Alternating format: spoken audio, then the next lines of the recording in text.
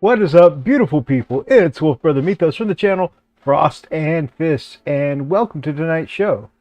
This week, I am going to be doing some painting. It'll be a Friday night painting chat, and the painting I'm going to be doing is some stuff that I've got for some coming up battle reports and events, and it's really good motivation to help me get some stuff done. Gamers with Coffee, Ashley, hey all! Hello, lovely lady Ashley, and I'm assuming Greg is with you. Good evening, Gamers with Coffee. Darklight Dreamer, yo! Have a great night, my brother. You have a great night as well. You sexy beast. You're a sexy beast. And what is up, a beautiful Mythos? Good to see you, my brother. So, just to give you guys just a peek into what tonight's going to entail. Like I said, I'm painting up some stuff that I need for upcoming things. And, usually I'm painting just stuff I want to play in the future. But, tonight I'm painting with a purpose. I got some stuff to do. So just to kind of give you a sneak peek before we get started on the painting. I have these two items that I need for an upcoming battle report next Saturday. Brother Atlas and I will be filming a battle report together. And so I need to finish painting up my Redemptor Dreadnought and my Predator tank, which is getting kind of close. I may ask your opinions on whether or not I want to make a change. I'm kind of back and forth, humming and hawing. Happy freaking Friday, X-Gear Commander. I thought so. Good evening to you as well, Greg, my man. And then, another event we're going to go to is Atlas and I are going to go to a 40K narrative event here in the Houston area, on the north side of Houston, actually close to where we live. And I'm going to need a Wolf Prist, a chaplain here. There we go. I'm going to need me a Wolf Prist, and so finally gives me a reason to paint up the one from Indomitus. And I am also going to be taking with me a Judiciar. And so I've got this one right here. Now, these, of course, are not your normal Space Wolves. These are going to be my Silver Moon Wolves. So my Silver Moon Wolves, instead of being the powder blue kind of color, I do mine in black armor with blue details, and on top of that, silver trim. And I make sure they intentionally don't use, for lore reasons, any gold. So you'll see all the chaplain-y bits, like the Rosarius and the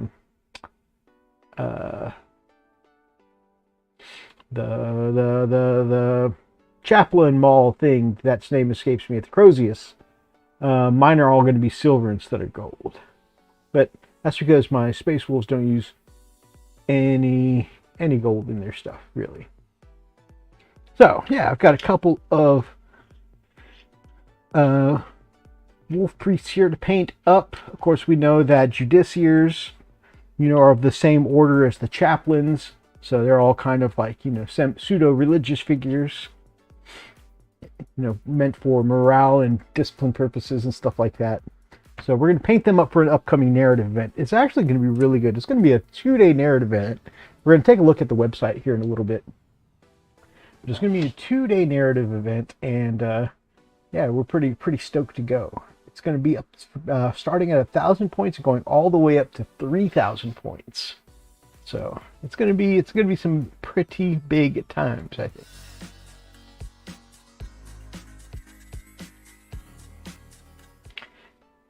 I meant to pop back over to my face instead of just flashing you guys the logo again, but it is pretty flashy. I'm going to adjust this just a little bit. There we go. One should have probably tested the positioning of his camera before he got started. Gonna be epic!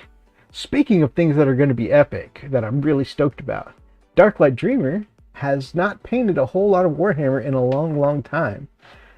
He used to play Eldar with me, and I used to really enjoy having him in the hobby. And then, of course, he focused on other things. He started his Darklight Dreamer YouTube channel, all kinds of cool stuff. But not too long ago, I feel like a few months ago, he came back over and was working on his Prince Uriel model and did a great job with it.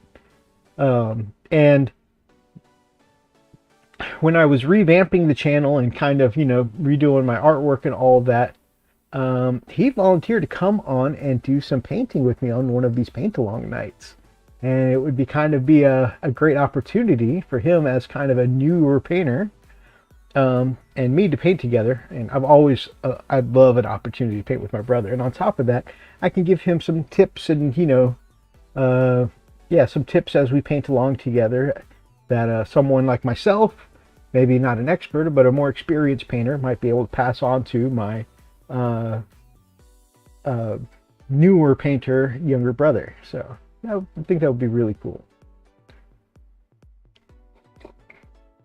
I say younger brother only as a technicality.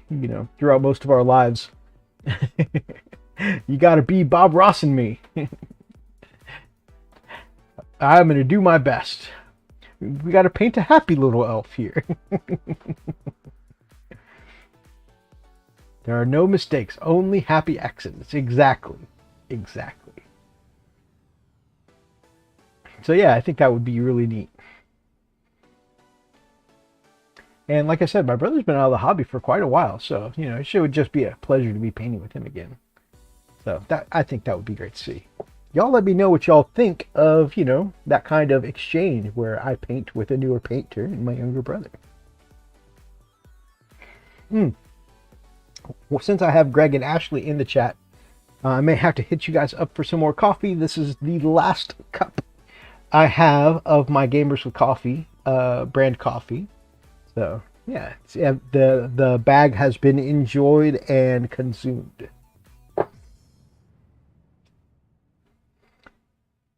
So that's what we've got going on here this week.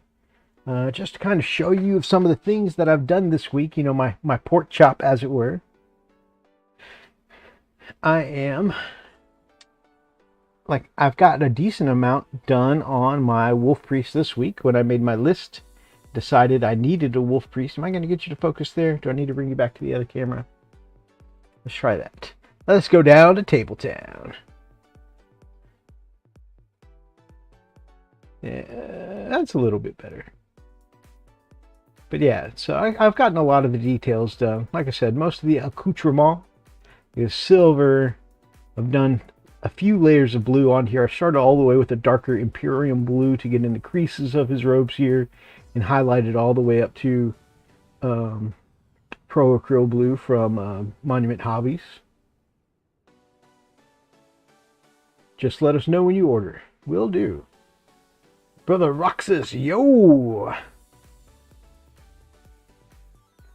So yeah, I've got obviously some details in the backpacks left to go. But most of the details on this are done. I switched out the chaplain's face, since this is going to be a space wolf, for a slightly more Viking kind of face. Long hair, big white beard. So that I'm pretty happy with. I think that gives him the more space wolfy kind of look. But yeah, so he's getting close to being done, I think.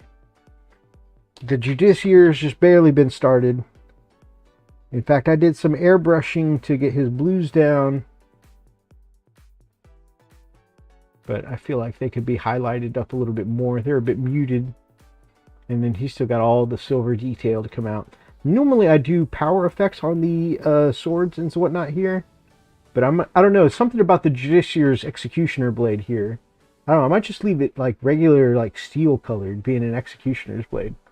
Also with the blade kind of resting behind his own neck. I'm not sure he'd want the energy field on. So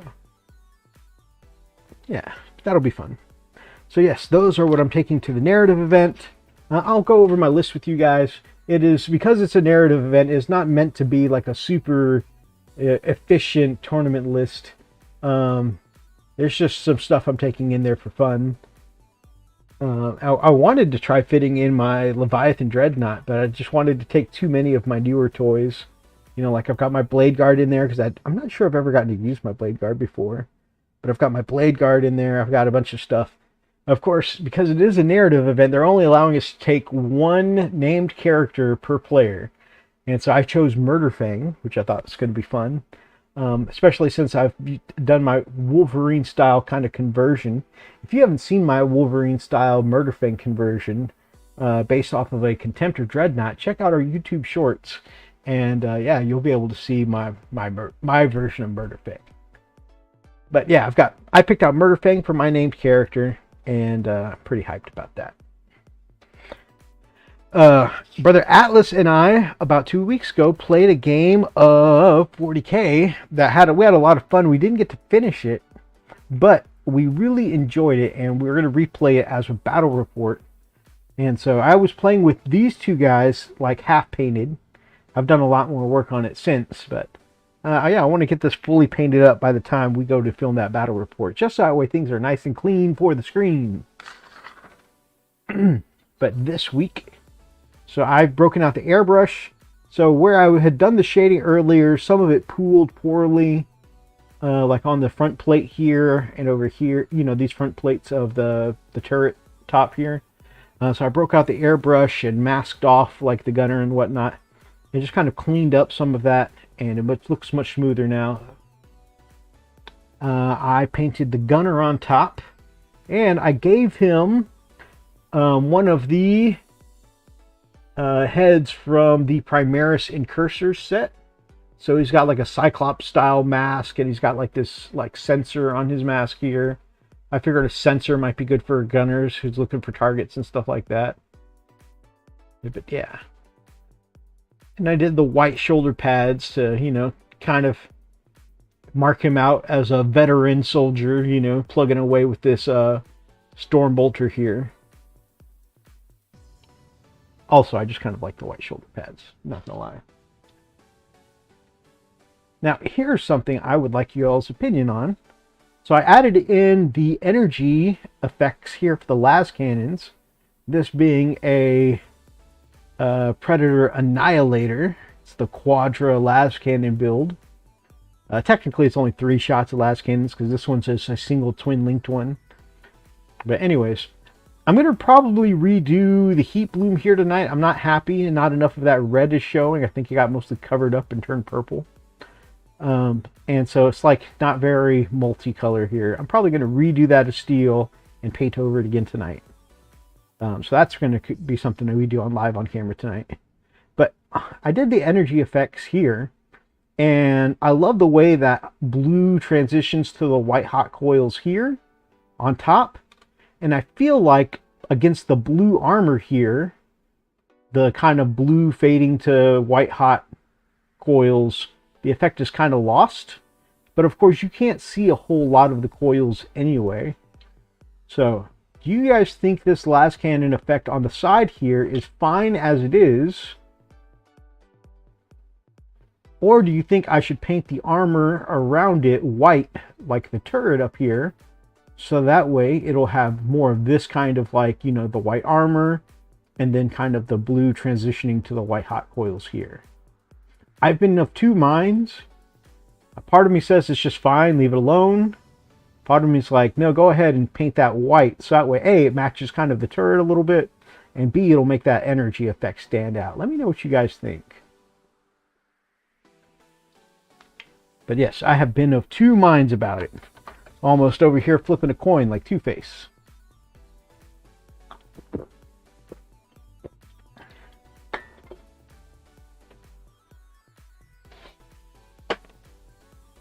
All right.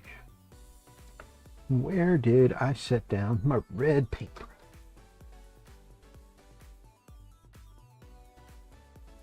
That is a red paper, but that's not the one.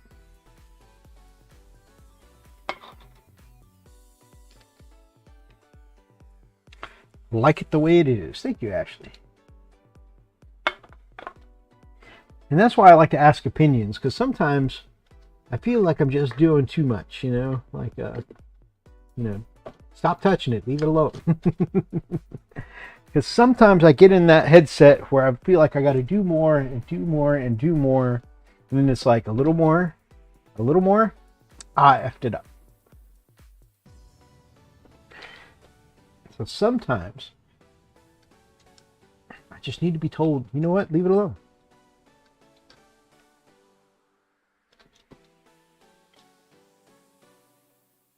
That's how I am. I think we can all get a little hyper focused like that sometimes.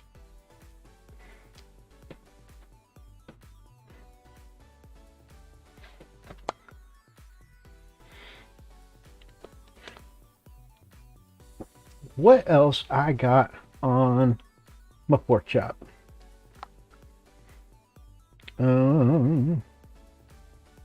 Game-wise, new season of Overwatch came out this week. So that was pretty cool.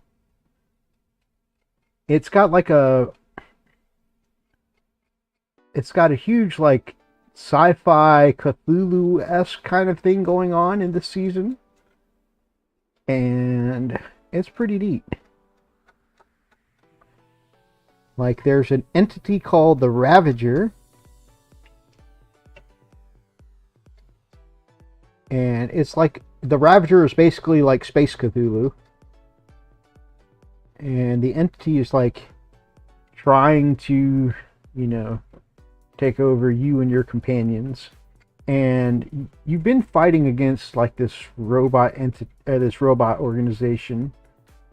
Gosh, what's that organization called? My wife's the Overwatch expert here. She can tell me. It's called Null Sector. Null Sector. Thank you.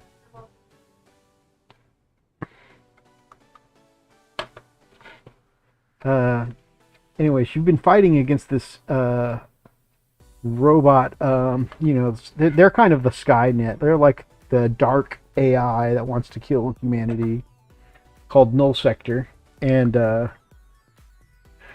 anyways, they kind of get taken over and brainwashed by this Space Cthulhu entity called the Ravager when you crash land on this planet with them.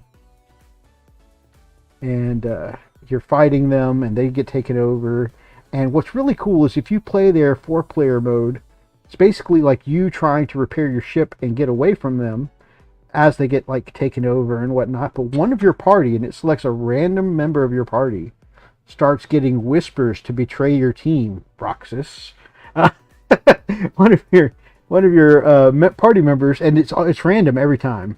One of your members will start getting whispers from the entity to betray your team, and it'll give you the signal halfway through the match, and you basically throw yourself into the Cthulhu portal. Ashley says, "Hi, Lily." And you throw yourself into the mouth of the entity, and you get respawned with, you know, kind of like these cosmic Cthulhu-esque kind of powers, and you're on the enemy team, and you get to control the wave, or like the waves of minions are on your side, and yeah, you're kind of like using these AI minions to fight your team. And suddenly, if the team fails, that betrayer wins, and of course, if the betrayer, you know, wins, I mean, if the betrayer fails, then it's a team win. So it's pretty cool. And it's really cool because you don't know who on your team is going to betray you. And some people, like, as soon as you can go, like the team turns their backs to go get these battery packs, right? You can jump in to the Ravager and sacrifice yourself to become, you know, one of the entity's minions. Or what some people like to do is wait until several members of your team are down or low on health, and then they'll sacrifice themselves and just finish them off. Because if at any point in the game the remaining survivors are down, then the entity wins. And so some people will just wait for their team to be low and then betray them. This is Overwatch 2 currently. It's their new season event. They've got like a Space Cthulhu thing going on. So, yeah. Overwatch. Sup, Atlas? Atlas, I was just telling them about our narrative event we're going to be going to, and our battle report, which is why I'm painting up this tank, which is a lot closer to being done than the last time you saw it and we faced off on the table. It's actually got a painted gunner now. And like all the trim and stuff like that is being done. I do need to go back and put some streaking grime in the wheels to show that this thing has been in motion. I have to ask Greg all the time. Yeah, yes. You got to have that other person to ask. Am I doing too much? Persona 3 Reload was a gift from my lovely lady Lily for Valentine's Day. Persona 3 is one of my favorite RPGs of all time, and the fact that it's being remastered with or remade with Persona 3 Reload, I'm so stoked about. She bought it for me. It's going to be a huge nostalgia hype train for me, and I'm just really going to be excited to play back through it. Darklight Dreamer says Persona 3 Reload stream win. Ooh, I could actually pull that up on my Wolf Brother gaming channel and do some Persona 3 streaming there. That's actually not a bad idea, brother. Actually not a bad idea at all. Although the combat's going to be secondary for me, you know. The real goal is to get through the first half of the game so I can date Mitsuru. That's the real goal of the game. That tank is looking gorgeous. Thank you, my brother. I have big brain ideas. Yes. And you know, I haven't given my gaming channel any attention or love in months, so that's actually a really good idea. Step 1, start game. Step 2, date Mitsuru.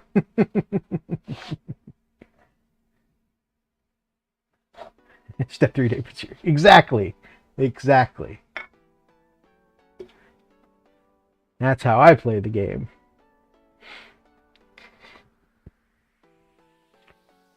But this is what I've been working on this week. Oh, another thing. So I've told you guys, this is like all stuff I have to do. This is for the narrative event here.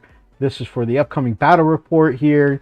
Okay, is there enough on my plate? Probably. But then I also volunteered to paint up the wonderful Atlas's tanks and his Ursula Creed for the upcoming battle report and event. And so I have 4 tanks here. Bloop. I have an exterminator with the exterminator autocannon. I have a Punisher. I have 2 vanquishers. I have 4 tanks in total to paint up. Now, if I remember correctly, this right here is your base color, right, Atlas? So anything I need to do, I should be adding shadows, but this should be like what the main color reads out as, right? This should be the color I'm trying to match. Back to work for me. Have the best stream, my brother. Thank you so much. And yeah, the fact that you took some time off of your break to watch means a lot to me, brother. Thank you so much. Can't wait for the next SCP RP. Yes, that'll be cool. There's also going to be doing a collaboration with Cowboy Bebop. Ah, yes. Nobody knows exactly what yet, but the Overwatch was doing the theme song to Cowboy Bebop and said that they were working on an upcoming collaboration. So that was pretty cool. So, yes, all of these tanks are also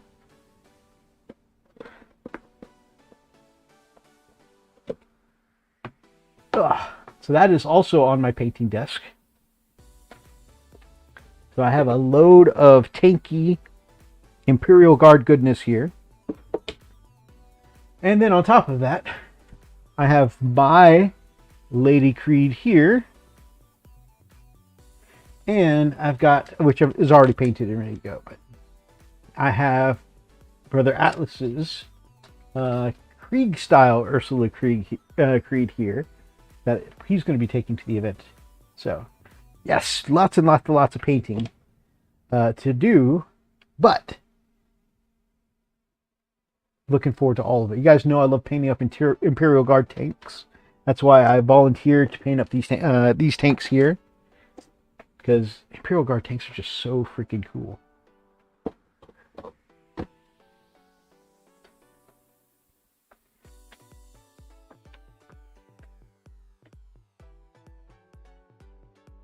So some tanky goodness there.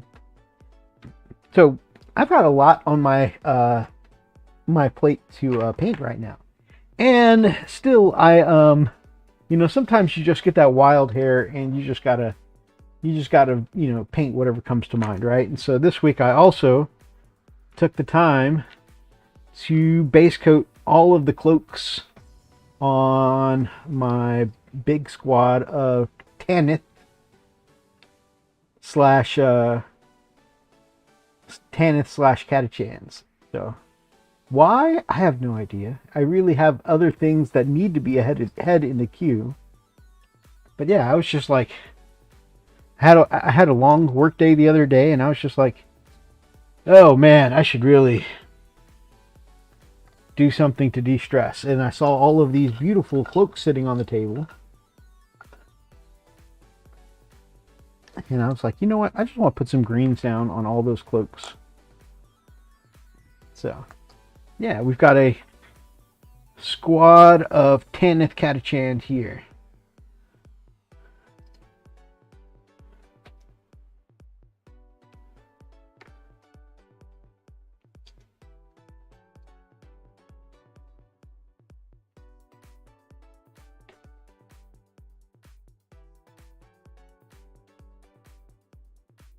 And this so far is just not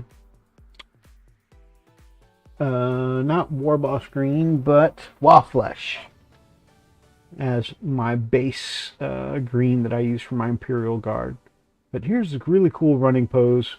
Now, because of this running pose, I was telling Atlas that with the leg kicked up for running and the flowy cloak there, this model had trouble standing up on its own. And so, you know, I took some old pennies, glued them into the bottom, and then put the magnet disc on the bottom. And now they stand up a little better. It's not like they would just fall over, but like any tiny nick or movement would knock over the model. So, thank you for painting them, brother. You, sir, are a saint. I'm just a man who loves painting some guard. And I think the fact that I love painting guard is why, even though I have a lot of stuff to paint up, I broke out the squad of Tanith Catachan here. And so, like I mentioned in the before, the Tanith are known for their black uniforms and their camo cloaks. So they're going to get the green treatment I use on all my Imperial Guard on their cloaks. You're going to get the black uniforms. And then to just add in a little separation, I think in the books canonically, their boots and their belts are also black. And they're supposed to just be very dark figures. But just for a little separation to the eye on the tabletop, I'm probably going to give them some brown leather boots and belt and stuff like that, pouches, just to have something a little visual interest on the eyes. Yeah. But I love seeing the green cloaks on them already. So yeah, that was just, I don't know, it was just like one evening I just sat there and base coated all of those cloaks. Of course, then not only will I highlight them up, but I'll probably, like I've done here, and I've pulled this guy out of my box for inspiration. You know, I'll probably add some, you know, dirt and mud to the bottom of the capes, because all of my Imperial Guard are on kind of swampland bases. And so I just like to give the idea that the bottom of their cloaks have kind of caught some muck as they've been walking through the gunk of the swamp.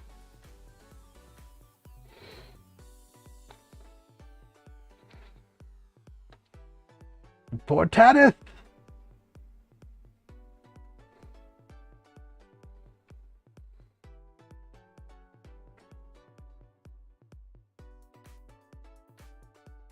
So that is another thing that I've been up to. When I really start tackling these Tanith in earnest, might have to go back and listen to the books again, just to get myself re-psyched. And then also here, I've printed out a couple of multi-melta turrets, side sponsons for my Demon Rust Demolishers. When I first painted up my Demolishers, you know, the sponsons were also very expensive, and it was fashionable at the time to just take your tank with no sponsons and just keep them cheap, right? Extra bodies, keep them cheap. But now, of course, War Gear is free, and it is fashionable again to just put sponsons on your tanks. and I feel like I'm missing out if I don't take the melted sponsons on them. So my demolishers could always use some extra up close anti-tank punch. So I think 4 shots of multi-melta will do the job. And since I'm getting up close anyways, you'll get that melta punch through. So I've got them printed up.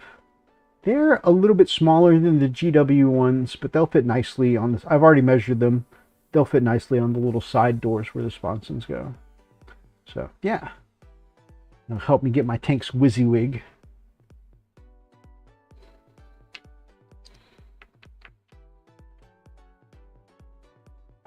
Somewhat WYSIWYG. I used the Nova cannon on the front instead of the actual Demolisher cannon because I think the Demolisher cannon looks derpy. And I'm like, they're both kind of snub-nosed turrets. They'll be okay. If somebody really wants to make a deal of it, of course, you know, I won't take them. But for the most part, I play with pretty chill guys. And I think that is my pork chop. Oh! I did want to show you one more thing for a pork chop.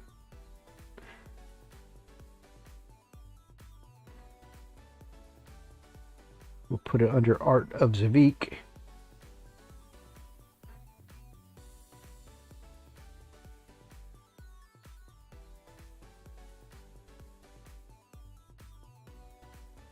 Boop. Boop, boop, boop.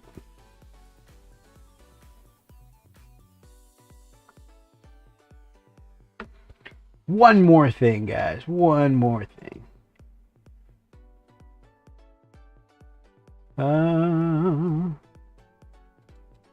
Boop and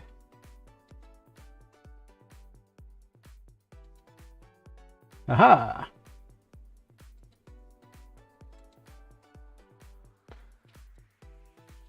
Right here.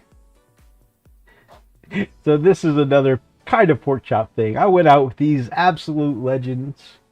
Heading out. Have a good night. Have a good night, gamers with coffee. You two are absolute legends, and hope you guys have a great weekend. Speaking of legends, here I am shooting some pool with Brother Atlas and Brother Darklight Dreamer, and man, we had such a blast with them, shooting some pool and just hanging out with the guys. It was a great guys' night out, for sure. And there's a freshly shaved cue ball trying to hit the cue ball. But yeah, we played a little pool, and it was also a good time. By the way, I have absolutely no skill at shooting pool anymore. I think the fact that all of us, or none of us, were very good actually made for a very well-balanced game, though. But I'd like to shoot some more pool with them in the future, and maybe we can build up some skill together.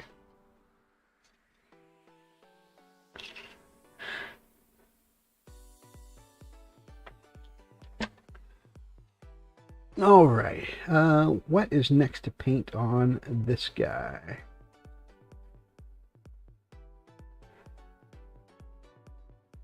I think I need some more pink to bring out. There's still a lot of the white showing through on these purity seals.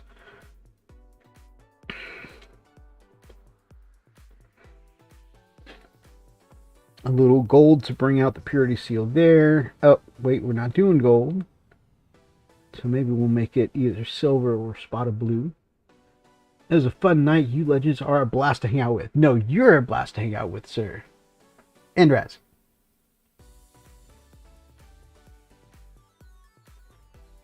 And I think there's some detail there on the leg pauldron that I should pop out. Although I don't know if I'll do that on stream because that is such fine detail. I feel like I'm just going to be getting it super close to my... Well, actually, even if I bring it super close to my face, it shows up pretty well on the screen there.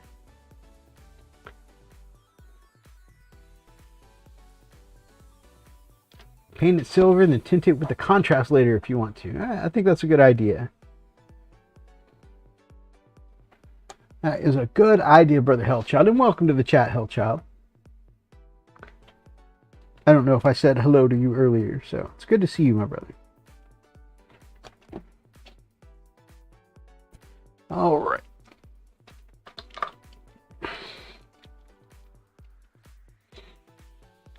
my super professional lobster bisque palette here. Super profesh.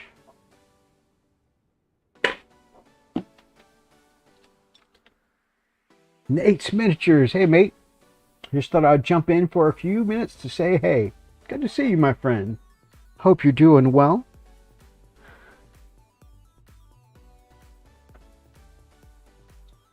Just got here, was running errands. Well, I hope your errands went well, my brother.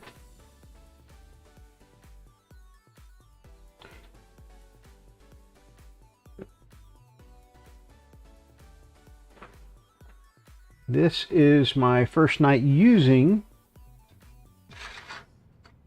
the new I've got a new tripod here, and so now's the part where I see if I can learn to paint on screen with it. I think, like, positioning wise,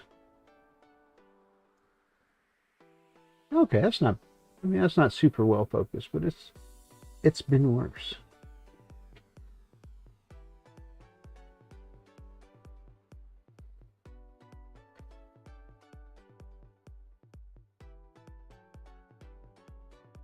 So what I did with this is I started off with these Purity Seals purple, and then I kind of went back with like a off-white color, gray sear, and I highlighted what I wanted, the pieces of these Purity Seals that I wanted to up. And now I'm glazing over both the white and the purple with a fluorescent magenta. I just like the way that comes out.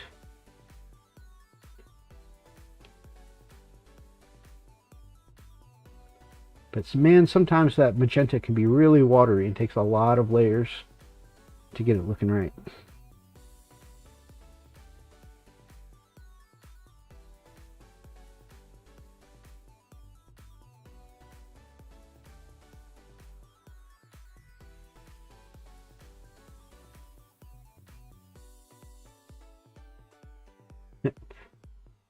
You know how it is, go to Walmart for one thing and leave with the cart every single time. Or as my brother Daz would say, every single Tim. Every single Tim.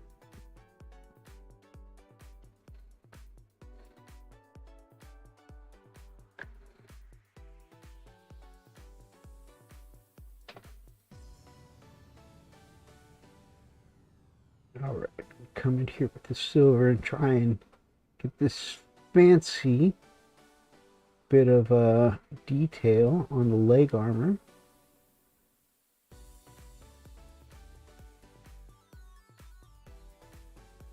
And if I mess this up, it's just black and silver. They both clean up very nicely together.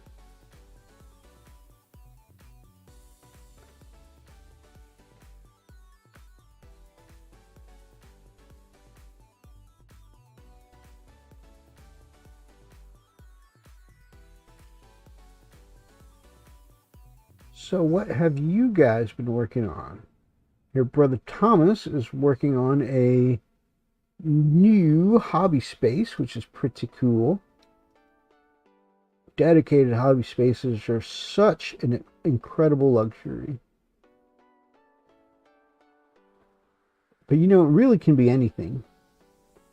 Just like when we were in our smaller apartment, you know, at the very first piece of space my lovely wife let me have as just dedicated hobby space turned out to be like this little space on the counter between where the dish drying rack and the wall was. And yeah, I did most of my painting up on that counter at the time, and that was just right there, that level of support of being able to say, hey, this is a dedicated space where you can do your painting. Even though at the time, you know, I had to stand in the kitchen. I actually didn't mind standing in the kitchen while painting because I could look over the counter and see what the family was watching on TV. So, you know, it was just the fact that I'd been given dedicated hobby space that I could kind of make my own was huge for me and really boosted my motivation to hobby. And yeah, that was really cool. I'm really interested to hear, you guys, what was your first dedicated hobby space like? Like I said, for me, my first dedicated space was like a little area between the wall and the dish drying rack. But the fact that I could actually like paint and still be part of the family, because all I had to do was look over the counter and see what the family was watching or what the family was doing in the living room, that was awesome.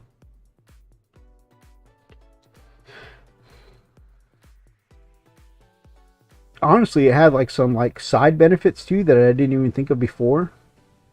Like if I was cooking something that needed to sit there and simmer for a little while, I could be in the kitchen, quote unquote, cooking, but sneak in a few minutes of painting while I was in there.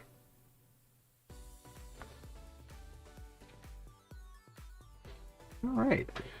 I think that detail on the leg armor came out pretty nicely, and actually was pretty quick and easy. Hey, I said I'd be here as soon as I got home, and here I am. Better late than never. Good evening, friendo. Looking charismatic as usual. I appreciate that, brother. I hope you had a good night at work. Picking up them extra hours, making that extra bank.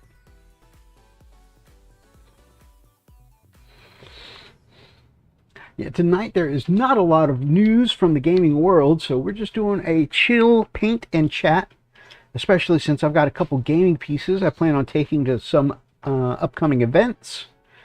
Going to like a big like gaming convention here in April, so I've got these 2 characters I need for my army. And for an upcoming battle report, an upcoming game we're going to be recording, I've got this tank and this dreadnought here that I'm going to be painting up to take.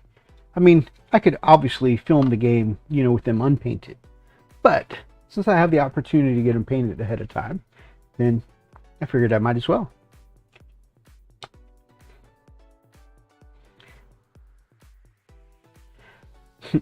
Y'all, I had my I had an experience of getting older the other day that I did not want to come to terms with. So there I am on the couch, right? And my wife and I have on some kind of one of the video gaming channels. I think it was Psycho Hypnotic playing Lethal Company. We had him on. She was playing a little, you know, game on her phone, and I had the Dark Angels Codex out, trying to look up the stats of my new army, trying to get some ideas for my White Scars to play. Right? I kid you not.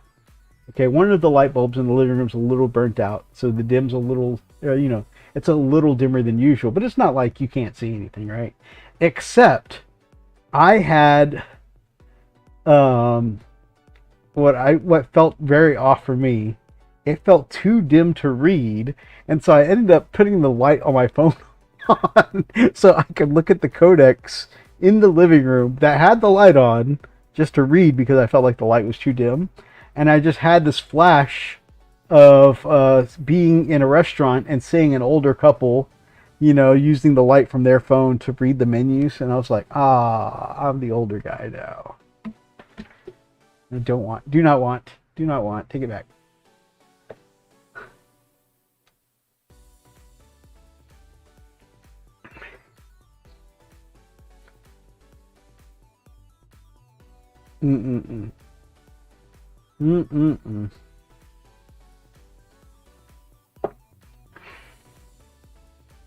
Youngin.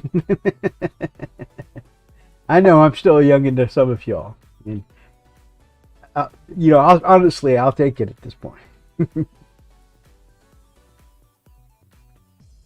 I was like, why can't I see the words on this page?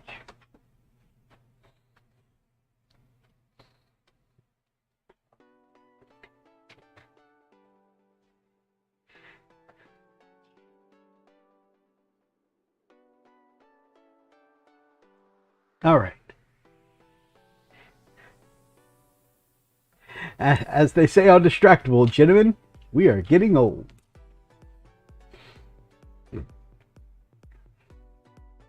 All right, I want to show you guys this event we're going to called the War Zone.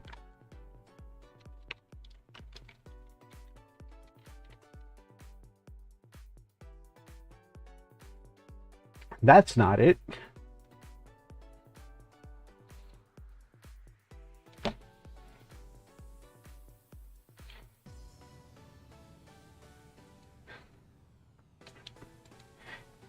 Future of Mayhem, Hypersonic Strike Recon Aircraft Program Murky. Whoops, I think I went to the wrong war zone. The War Dome, that's what I was looking for. War Dome. All right. Now that I've got the correct page up, let's go to the articles. Chrome.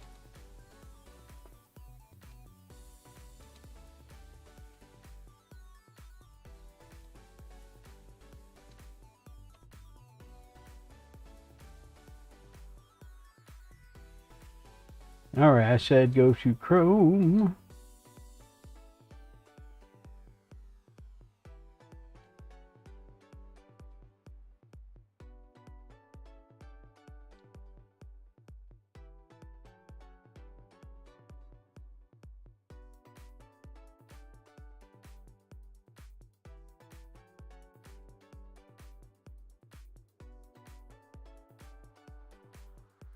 Tato says no.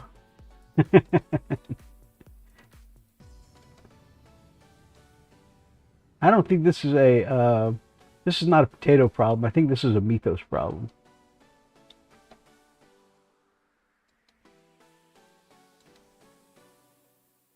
Okay, there is only one Chrome window up now. Okay, so you got to get it. Nope. There we go. There we go. I did the thing. Oh, that is all kinds of... oh, man.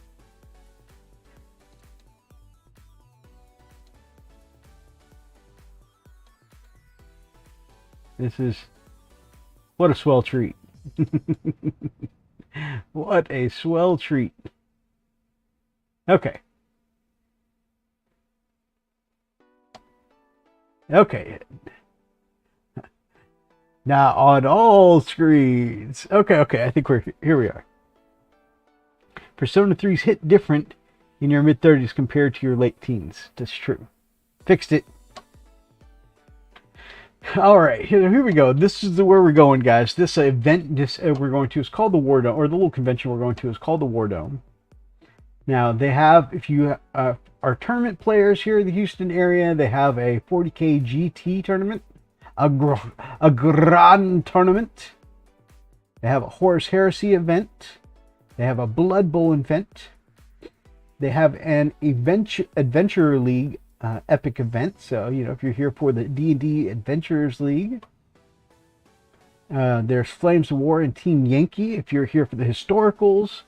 But my thing that I'm going for is the 40K narrative event, because I'm not a great tournament player, guys. But I do love playing some casual, and I love playing some narrative things, and that's what I'm going for. And this is being run up by a friend of mine who runs the local hobby shop. He's going to be heading up the narrative event, and yeah. So, to show you guys a little bit what we're looking at. The Retaking of Petrix is what this narrative event is called. In the era Indomitus, the Cicatrix Maledictum has torn the Imperium asunder, leaving countless worlds in the mercy of pirates, raiders, and worse. One such world is Petrix, located to the galactic north, bordering the halo stars in the Segmentum Obscurus. The planet was taken by the forces of Abaddon the Despoiler, two solar cycles ago, but the time has come for the Imperium to strike back and retake this planet for the God Emperor. One of Primarch Illiman's Gladius fleets have set a course to confront the forces of Chaos and their allies on the planet's surface, gaining a foothold on the planet's moon to stage their assault. Many Xenos forces have been spotted in the area, and their allegiances have yet to be shown. The planet has many diverse areas of interest to both major forces, and battles on one of the planet could have cascading effects to the other. Will you join the forces of the Imperium, or will you come to the aid of the War Master? Requirements and regulations. Order of battle. Build an army of at least 2,000 points, with the option to go to 3,000 following all the rules for a Battle-Forged army found in the 10th edition core rulebook. Throughout the weekend event, you will build lists from a greater whole of your collection. Day 1 will begin using 1,000 to 2,000 point lists, and Day 2 will consist of an apocalypse-style game using the whole of your forces, all 3,000 points on Day 2. Legends datasheets are allowed for this event, and I am taking a few of them. And when you sign up, you can request an epic hero for your faction, one named character. These epic heroes will be given on a first-come, first-served basis, so sign up early to secure your favorite named characters. Of course, game tools will need dice, tapes, army books you're going to need for your weekend, as TOs will not have spares. Please be aware that if any time your opponent or TO asks to be shown the rules, it is required that you produce them. Failure to do so will result in ejection from the event. Model requirement must be fully painted to a battle-ready standard, meaning 3-color minimum and WYSIWYG. What you see is what you get. This is to fully allow us to immerse yourself and your opponents in the unfolding carnage on the tables. That's why we got some painting to do before we get to the event. The right mindset. This is a narrative event, so come to the spirit of having a great time with other like-minded individuals who are just coming to roll some dice and see some incredible armies participate in massive battles. If you feel like something is up, feel free to reach out to a TO, and we'll be on hand to settle any rules and disputes all weekend.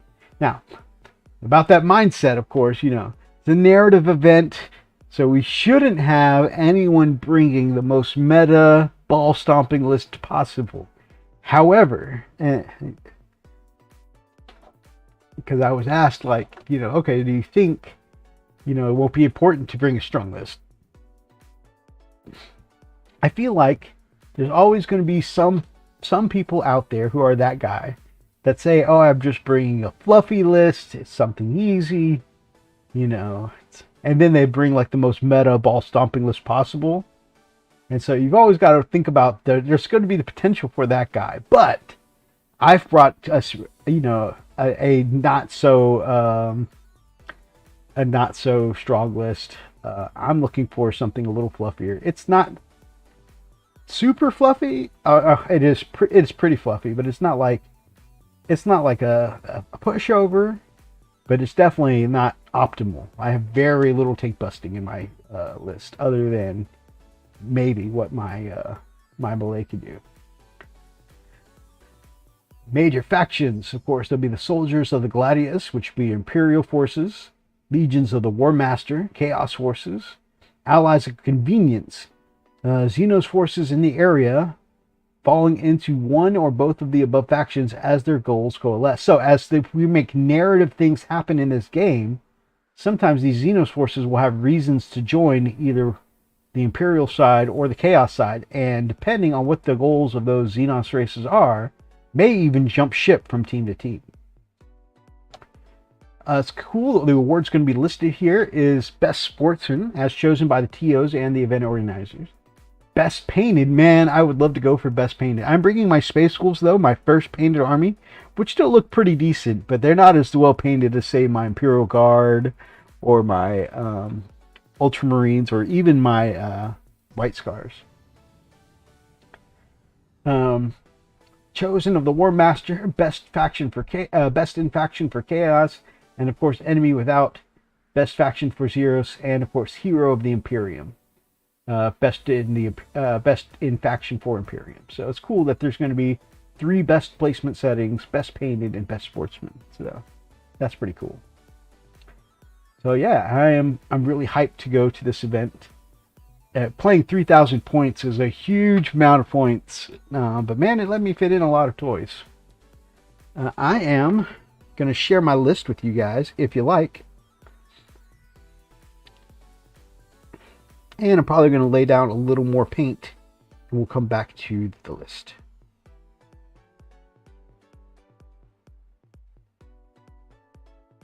But yeah, I'm really hyped for this narrative event. And this is going to be my first gaming convention in general. So, pretty hyped about that too.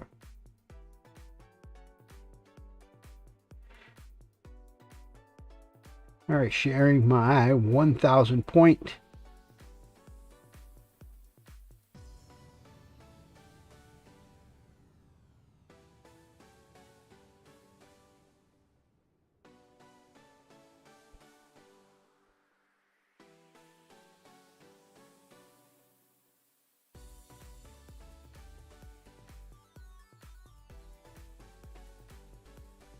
And my 2,000 point list.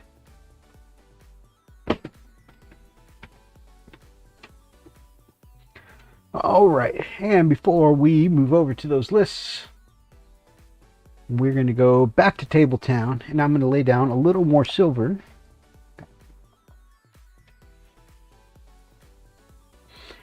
I'm so used to being the one explaining lore to people in videos, it's nice to be on the other side of the fence for a change. Yeah. It was pretty neat to be on both the giving and the receiving end of just sharing your fandom with other people.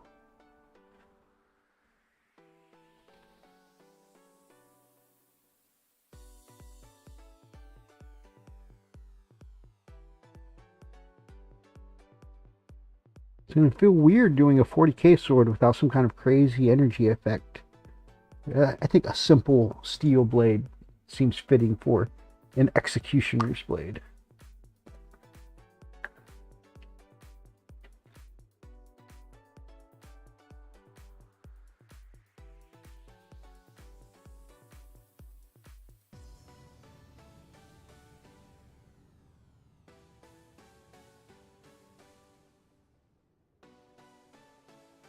If I remember correctly, I believe I'm having my Judiciary lead a squad of Blood Claws.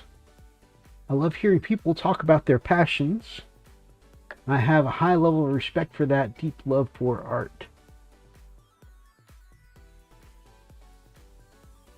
I love, like yourself, I love hearing people talk about their passions. I love seeing the look on people's faces when they get animated talking about the thing that they love too, especially if you've ever had like those really like more introverted friends that don't get very expressive very often. You know, the ones who kind of play it close to the chest, but you find that thing that they love and it brings them out of their shell, and you see how animated they get when they're not usually very expressive or animated. That's a really neat feeling.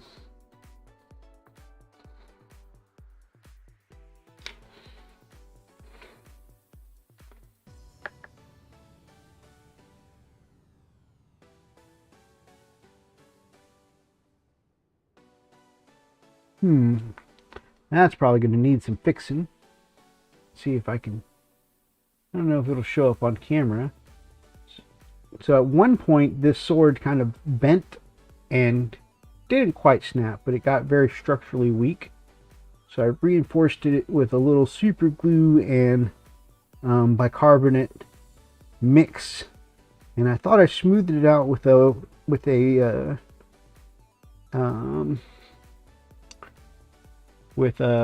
pen knife,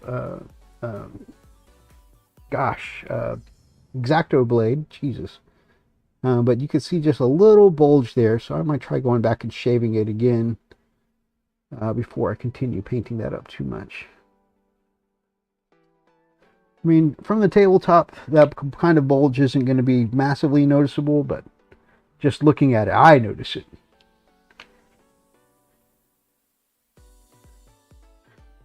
I'm definitely very introverted. You normally see the animated version. That's because I've seen you do what you love, my friend.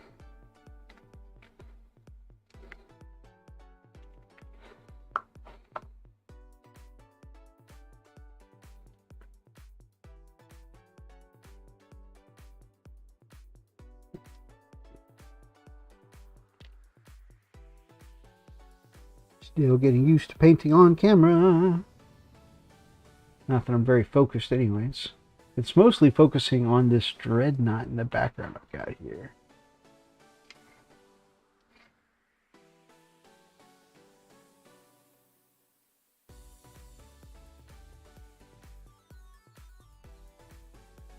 Cover up the dreadnought. Will it focus now? Okay. Trying to learn to paint in focus. Definitely going to be some learning curves. I think I was doing better before. I just had the camera stepped on a sitting on a box.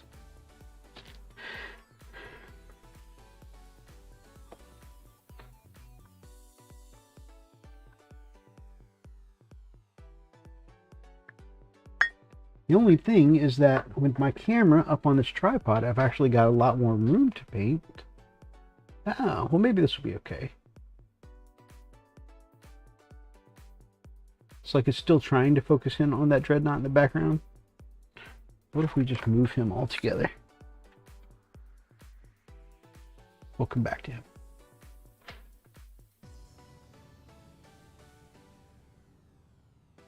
And this gives me another spot for bracing my elbow, which is good.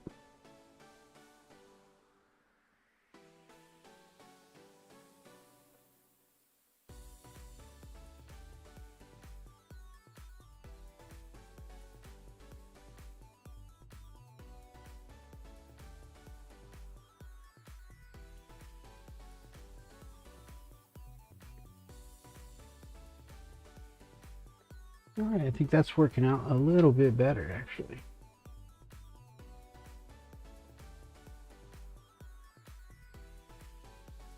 If I find my groove with this painting, lighting, and angle, I may eventually be able to go back to doing some tutorials, which I have heard said to me that they miss those kinds of knowledgeable things being on the channel. I kind of miss doing them too. Just trying to find the right angle and setup and whatnot.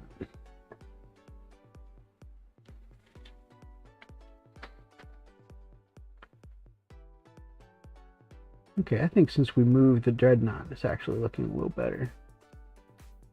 Still not quite in focus though. So let's say what is in focus is my coffee label in the background, top of the morning.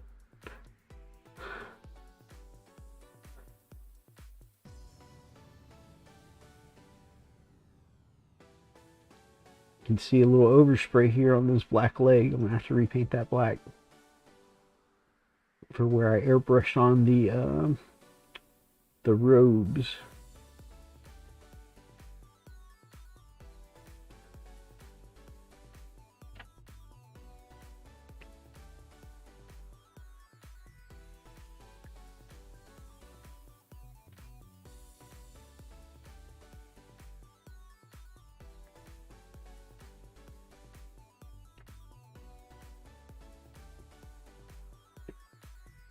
He just wants... Oh, no! Oh, well, it's focused on... Oh, I'll have to go back and clean that up later. Well, it was focused on trying to get the camera off of focusing on that top of the morning sticker. I got some silver right on those airbrush robes.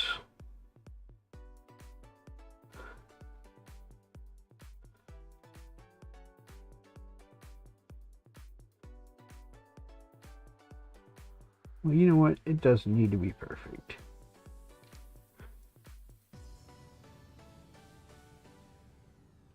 Richard Smith. Hey, brother. Nice work on the Judiciary. Thank you so much. I still need to paint off my Chaos Conversion. Spud whipped up for me. Anyways, big loves. Just stopping by to drop a like and go to bed to sleep. Or go back to sleep. Have a great rest, brother. Sleep well. And I appreciate the kind words. I'm just chipping away at it, and hopefully to get to a decent place sometime before a narrative event in April.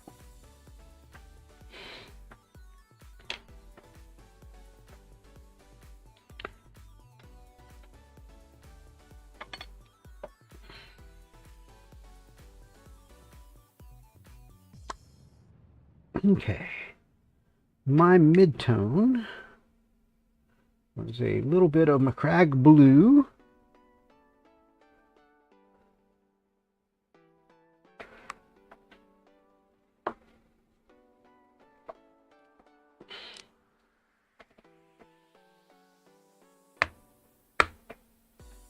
mixed in with a dab of Pro Acryl Monument Hobbies blue.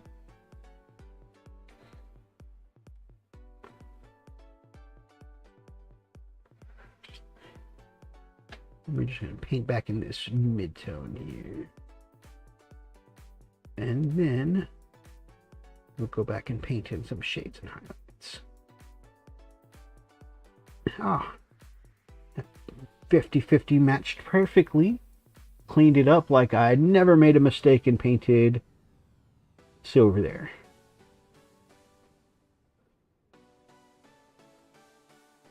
You guys didn't see nothing. Right? Oops. A little bit of the silver there too.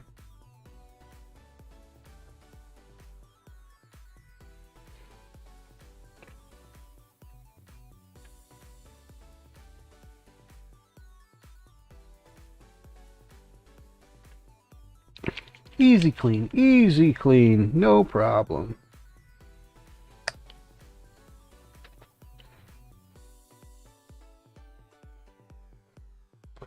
And while we're here, notice this overspray while we were doing silver earlier.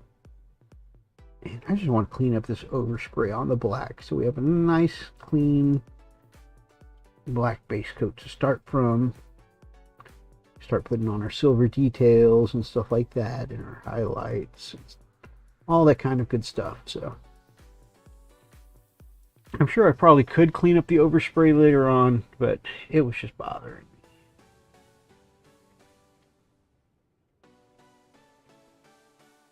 It's actually reflecting the red of my other screen. Superfly checking in. Superfly, what up, baby?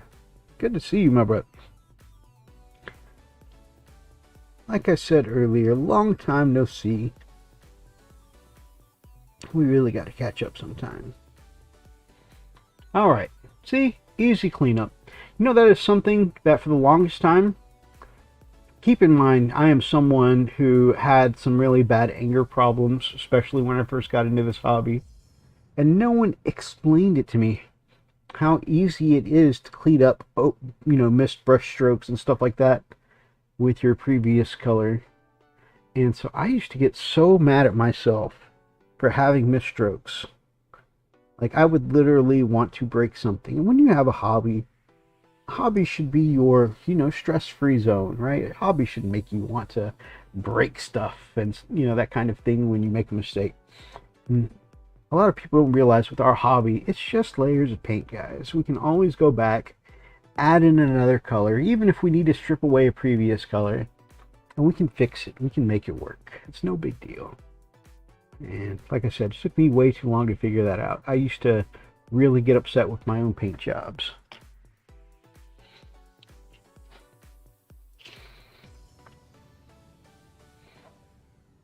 Good to see that bald, beautiful dome. I'm really coming into it, man, lately. I'm feeling it lately. Do I miss my hair sometimes? Absolutely. But I'm really starting to, I feel like I'm coming into it, man. A little tip for those who like customizable video games. One thing that started helping me really feel at home in my new shaved-headed persona is to have shaved-headed characters in video games. So, like, I made my new Dragon Age character, and I made him bald and with a bit of a beard, and I don't know, that helped me identify with that bald person. So, anyways, yeah, just a little tip. If you are having trouble adjusting to a new look, then find someone that, find a way to represent yourself in tabletop or in video game, and yeah, get used to your new look that way.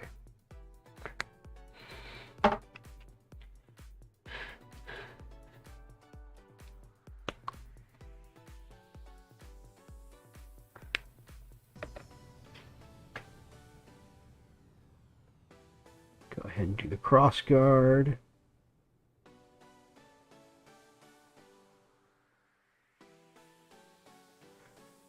But yeah, for me it was my Mass Effect and Halloween you could dress as Lord Voldemort.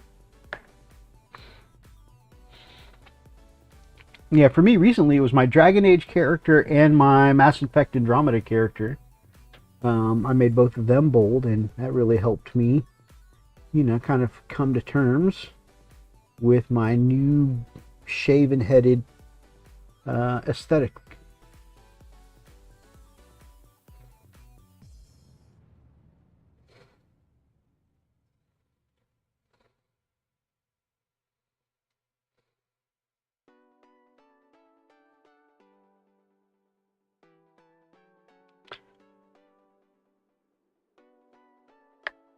New interest I've taken up lately is I've been watching a lot of Shadiversity lately, and I know I've really kind of started taking an interest in HEMA style medieval fencing, and I have studied Asian sword fighting for a while, and I've learned a little bit of some of the basics of fencing at an SCA meetup. And I don't know. I mean, HEMA, it's like joining a HEMA club over here in the States is too expensive. However, thinking about picking up a few books, and I already own a couple of longswords. It might be interesting to start, you know, at least getting some of the books and the manuals and start kind of learning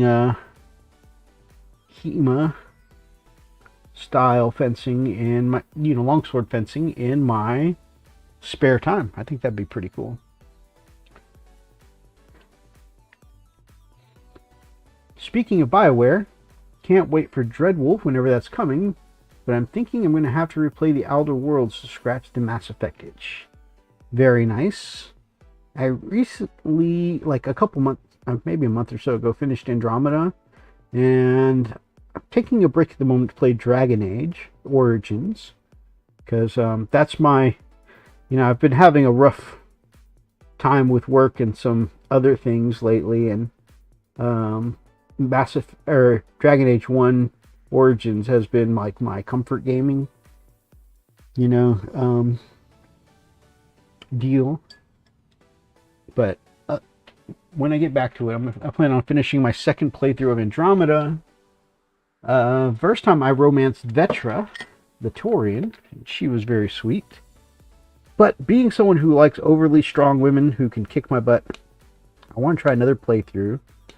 And whereas before I was a oh my gosh, biotic melee,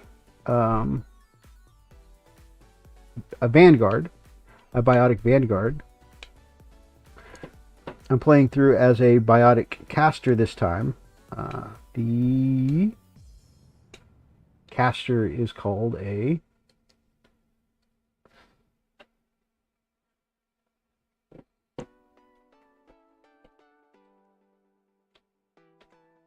gosh, why am I having trouble remembering this? Adept.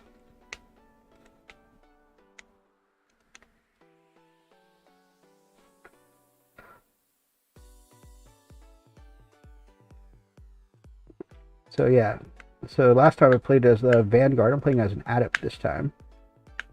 And, you know, causing some biotic explosions and stuff like that. Getting in the good Kamehameha throws.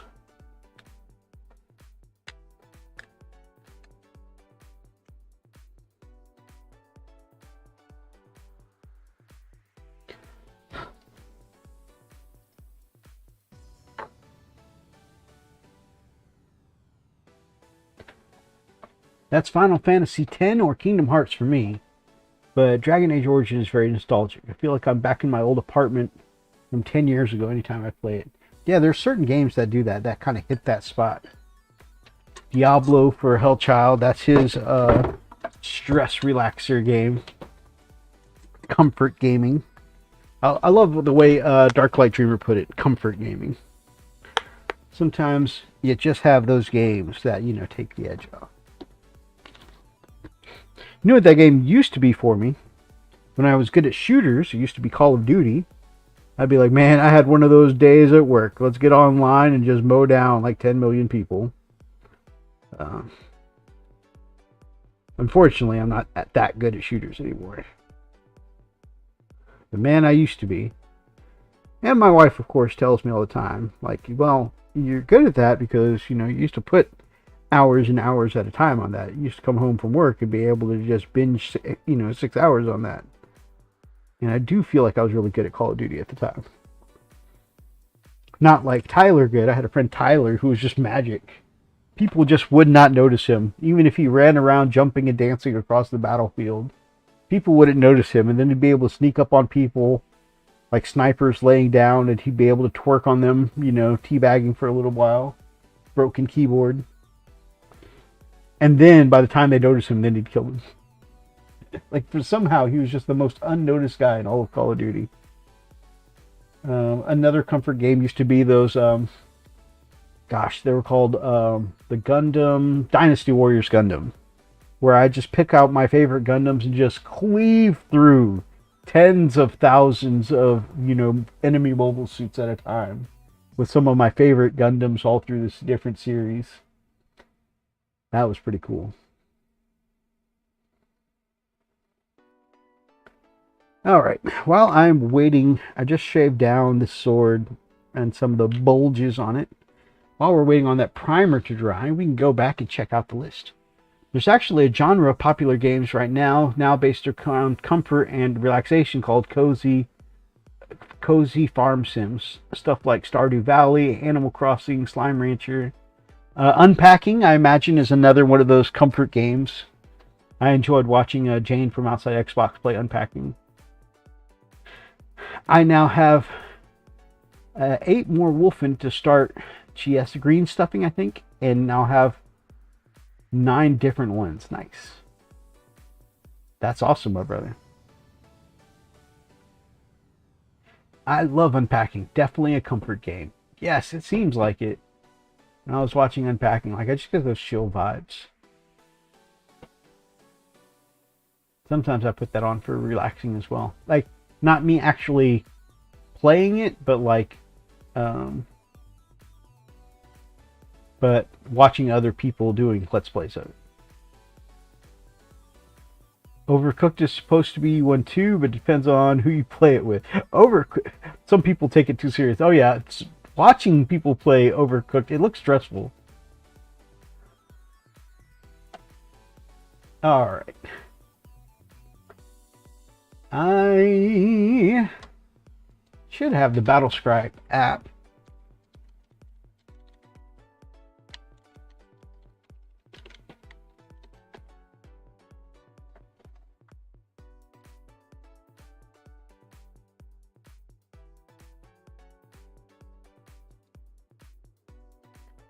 Battlescribe for Windows. I have my list in text form.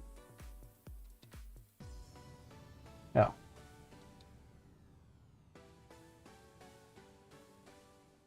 This would be cool. I'm installing. You still remember? Are you still a PlayStation Plus member? No. We should play Foam Stars. I am not a PlayStation Plus member, unfortunately. Tried to vary their sizes. I'll send pics Monday or Tuesday. That'll be cool.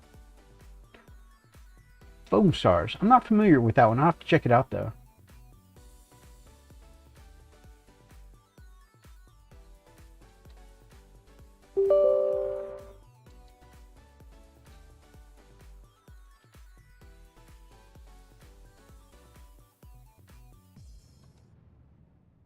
Alright, we are going to go over to the Facebook Messenger and take a look. I just kind of want to show you guys my list so far for the narrative event. And again, it's not a great list, but it's most of the stuff that I have that I can take. Some of it is just like big stuff that's worth too many points that I just don't feel like taking to an event like this. Like the Leviathan Dreadnought's just a little too expensive. I couldn't justify it anywhere in my list. The Stormfang gunship is amazing. I love it. It's just way too expensive this edition. But and then I have a lot of named characters that you can, since you can only have one, I picked Murderfang. So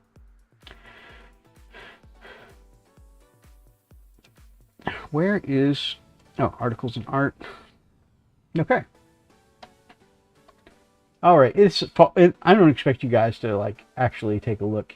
It's over here in the corner. I wish I could. Can I make this bigger?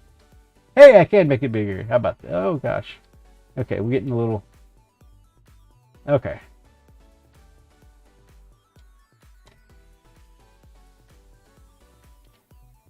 Can I slide that over? No. Okay. Anyways, that's a little bit better. So here we go. My 1,000 point list.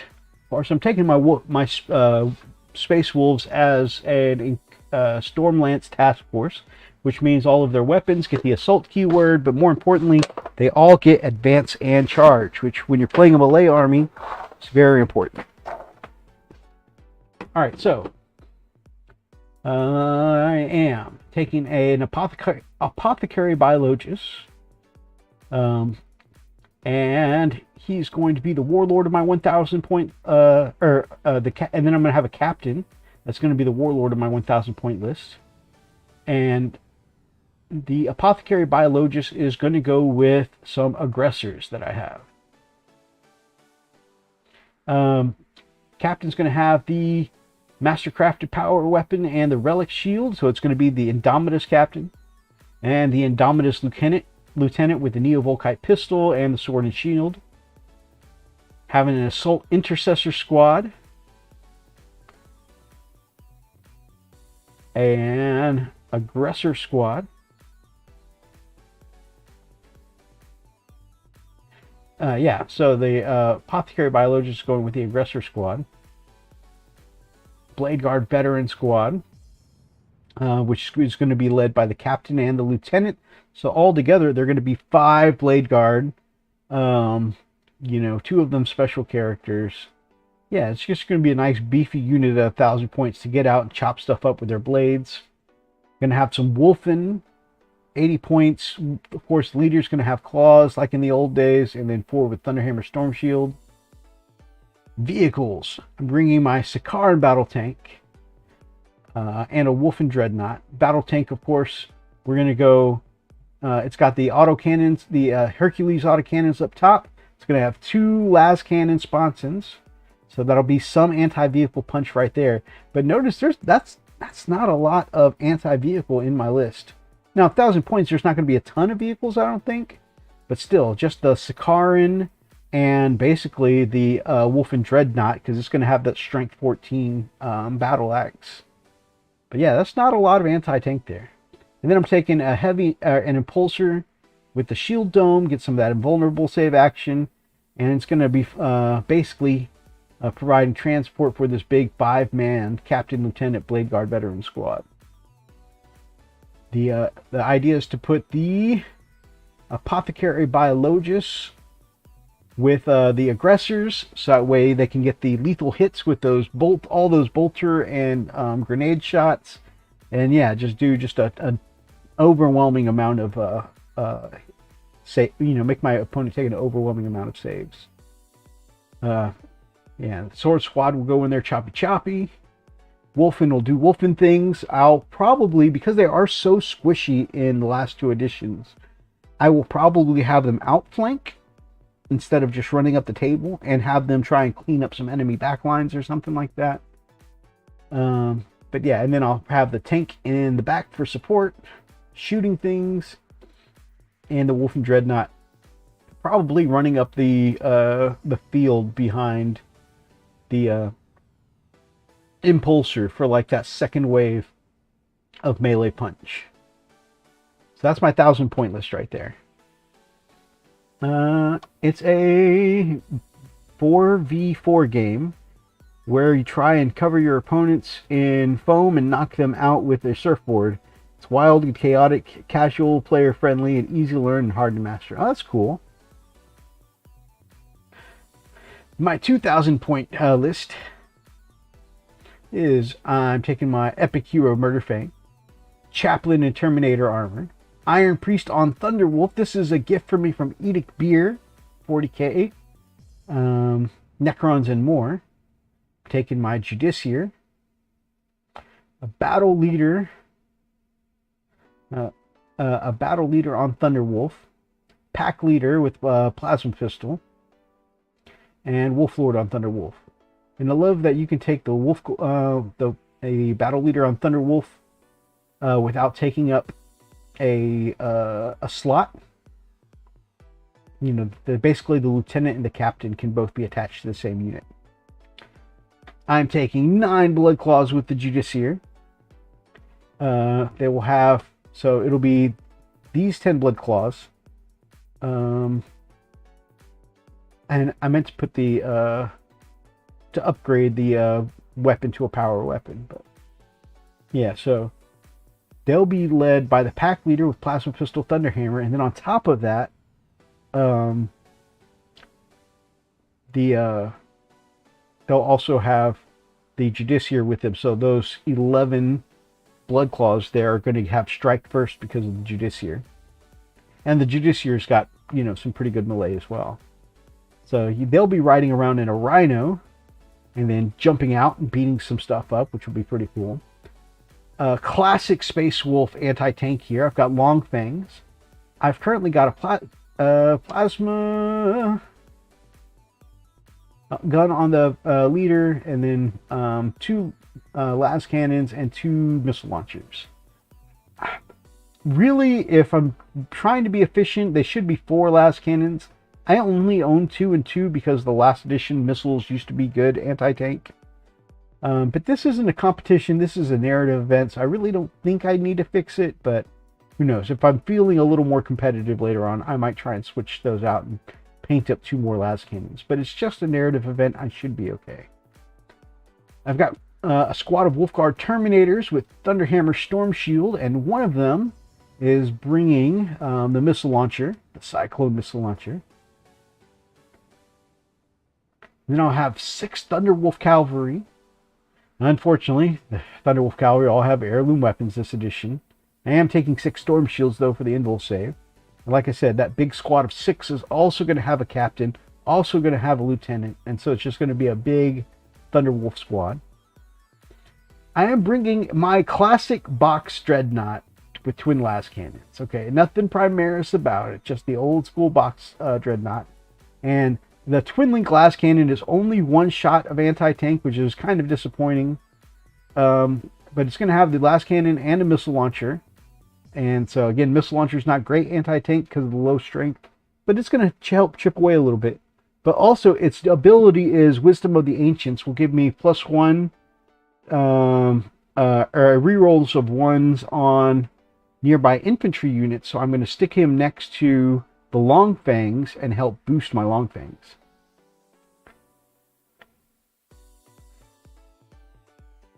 What would you run with a character with Wolfen? I don't think the Wolfen can take any leaders, to be honest with you.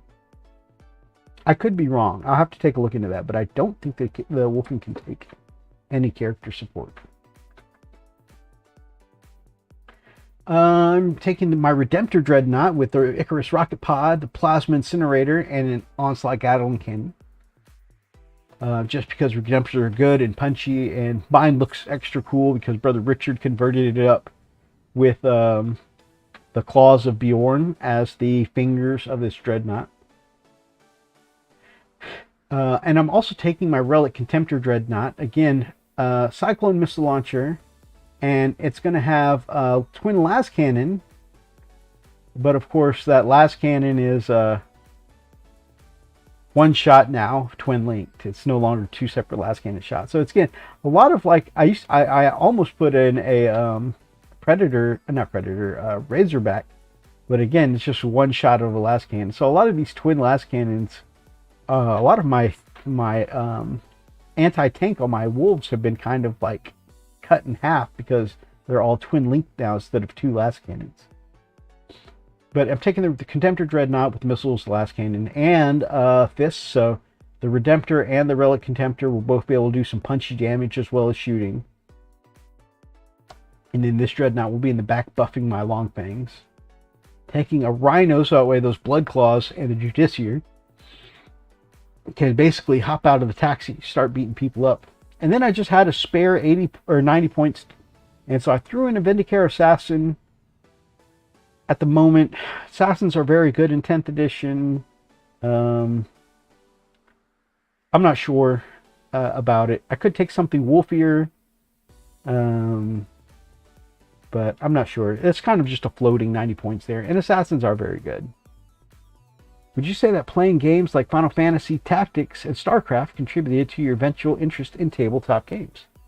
I definitely think like they help for sure. A grid system like Tactics would make tabletop games so much easier. But overall, I think, yeah, though, just the kind of like moving character pieces around, using special abilities and attacks and stuff like that, I think they definitely help for sure.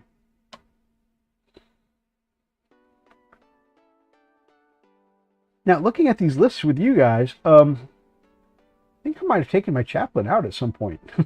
I was looking at this earlier. Yeah, I see my apothecary, captain, lieutenant. I don't see the chaplain there. Did I pull the chaplain out of my list? I may have. Murder Fang, chaplain in Terminator armor, which I have. This is a different one. Iron Priest, Judiciary, Battle Leader, Pack Leader, Wolf Lord. Yeah, I think I took my regular chaplain out. That's kind of funny. Well, even if I don't take him to this particular event, it's probably pretty good that I get this guy painted up anyways.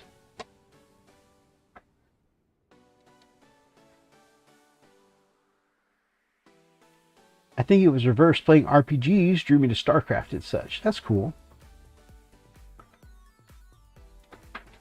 It's funny because I used to play RPGs. Brother Darklight and I used to play tabletop games for a long time. You know, Dungeons and Dragons, GURPS, which is a general universal role-playing game systems. We played a bunch of different ones. White Wolf games. But we always played Theater of the Mind. We didn't use miniatures before. And now that I'm into miniatures, I'm like, man, how cool could it have been if we had played all those games with miniatures as well?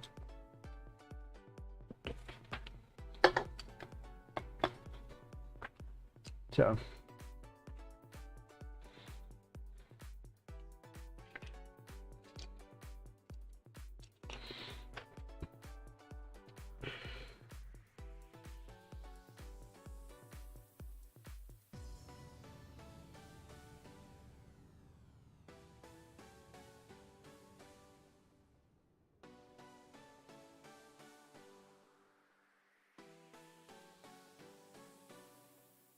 this Executioner's Blade reminds me of Ned Stark trying to remember what the exact thing he says to Jon Snow is. You know, about, you know, if you...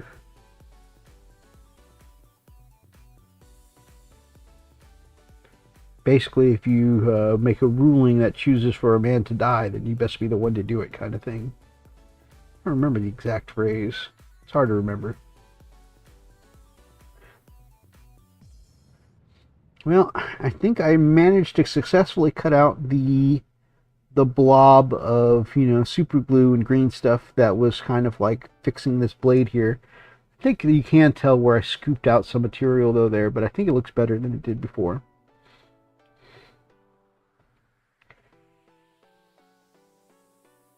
Yeah, it doesn't look as blobby on camera.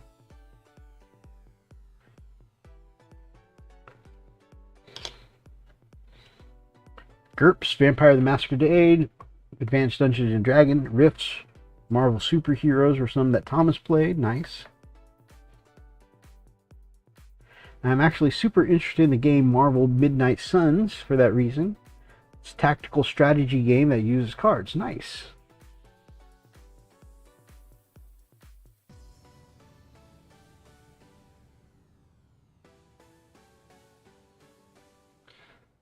Is actually, I think my love of fantasy got me playing the tabletop game, card game Magic the Gathering.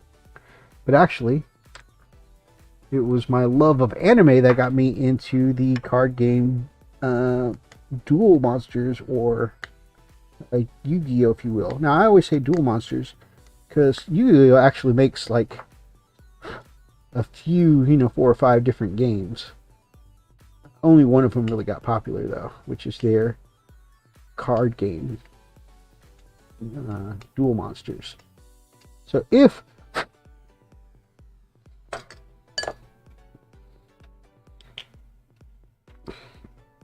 whereas everybody uses the name Yu-Gi-Oh, specifically it's Yu-Gi-Oh! Duel Monsters is the name of the card game. But that's just me being that, actually guy.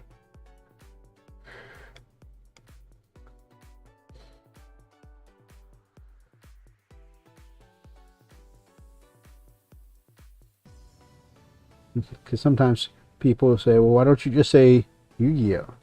It's like, well, I could be talking about Yu-Gi-Oh! Dungeon Dice Monsters. Could be talking about Yu-Gi-Oh! Battle Chess. None of these other games ever picked up or got popular, but I could be talking about them.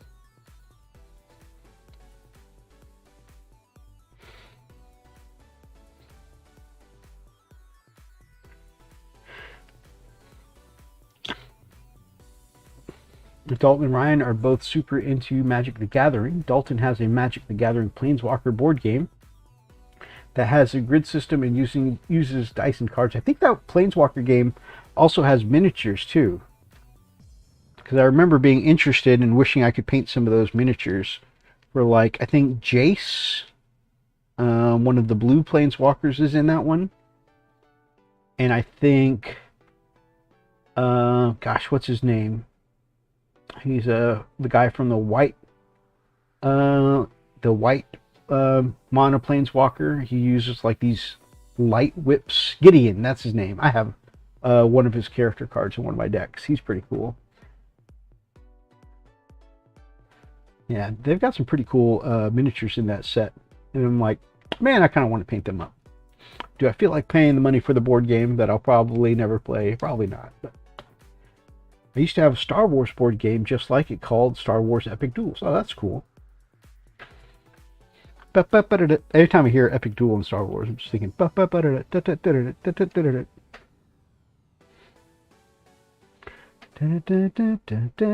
Oops. I went to clean up some of the silver with my black paint and then got it right on the silver. Professional painting here.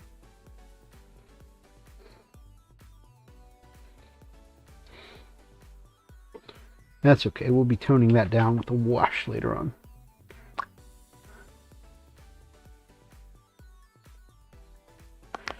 Speaking of board games, I'm glad you brought that up, Oversoul. One of the things my lovely, beautiful, generous, gorgeous, amazing, phenomenal, caring wife, supportive wife, Lily Nightfall, put on her Valentine's list was a board game called Betrayal at House on the Hill. And so, yeah, I'm looking forward to playing some of that with her.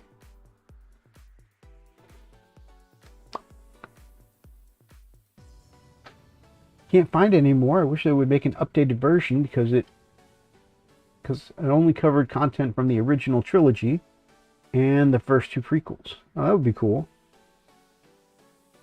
And Lily, he wants something. Watch out. No.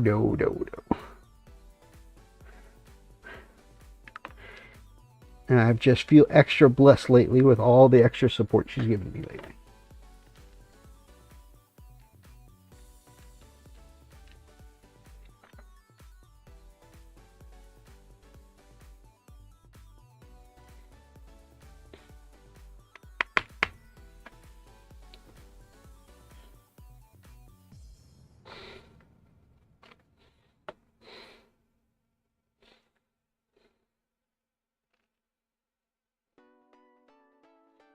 Okay, we're doing again that 50-50 mix between McCrag Blue and Monument Hobbies Blue for that mid-tone, just to try and reinforce some of the areas that were hard to reach when I was airbrushing. Things like the strap here that was really thin.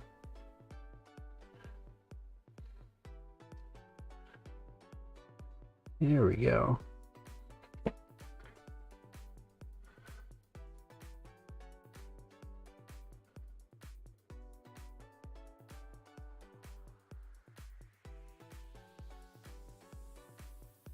And we're not going to go too far past the mid-tone under here because we want to leave some of that in shade where it's covered by, you know, this galactic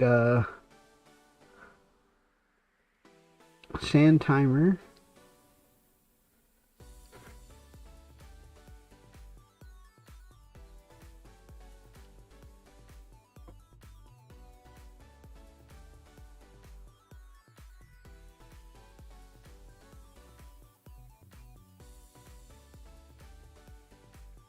All right. And I'm going to take some of this mid-tone because it looks like I got a little sloppy. The shoulder pad here. Looks like it was more shadow than it was mid-tone. So we'll put some of this down. Wet our brush. And while it's still wet, I'm going to come to the very tippy top of the pauldron with a wet brush and a little bit of that highlight color, Monument Hobbies Blue. Just kind of blend my highlight color in on top of that mid-tone. We'll create ourselves a little transition here. Of course, you guys know how it goes with wet blending. Very seldom can we do it in one try. It's got to be a little bit of a back and forth. So we come back here to this edge, try to even it out with our mid-tone color a little bit. But yeah, there we go.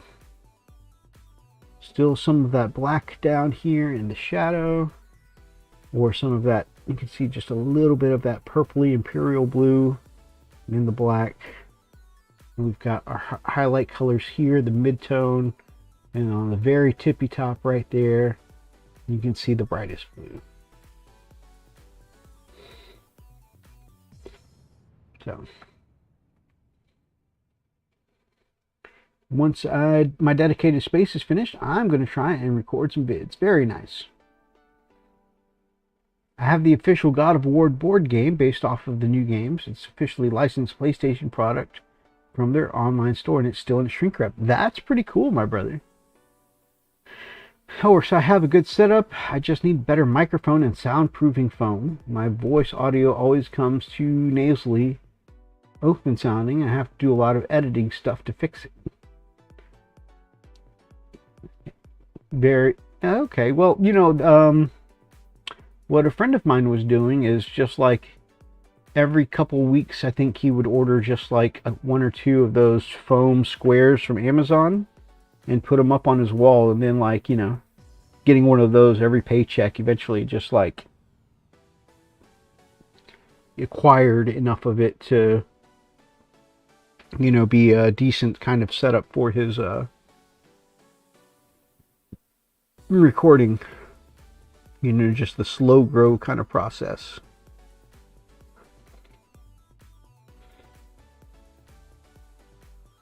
So it might be something to consider, my brother.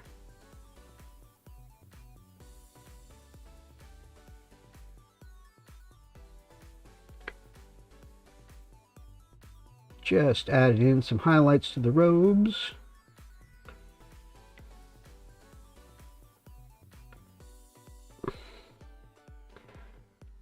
So let me know what you guys think of my list for the narrative event.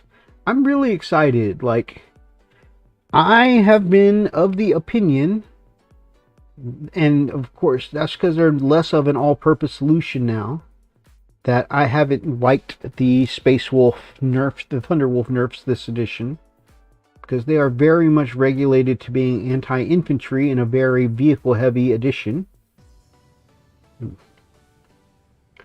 And they used to be able to just punch tanks out, you know, to death with their explosive power fists, right?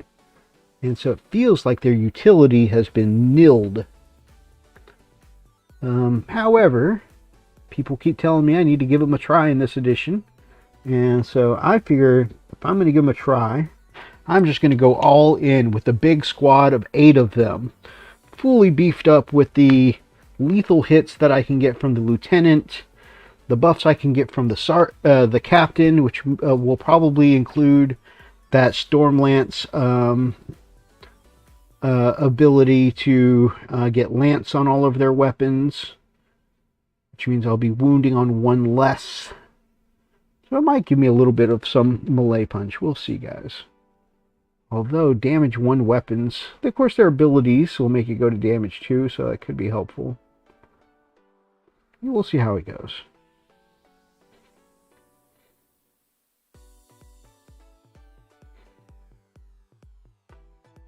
I think I've given the captain the buff that makes it do more damage. You know, that's like formerly the Imperium Sword one. No Art of the Week, Mythos? I actually got 0 submissions for Art of the Week, unfortunately, or else I would. Wargamer Bear, Brother Spud, my brother from across the pond. How is you, my capital G? My brother, I'm alright, my man. How are you, brother? How are you and your beautiful face, man? I miss you. I hope you've been well. Good to see you, man. I see you've been going in on a big way into doing things like not Epic. What's the new game called? The new miniature game style thing. But yeah, you've been doing some big things on the Little Warhammer. And I think you've been doing some Old World too, is that correct? I saw the other day that you painted over 80 goblins. That was crazy.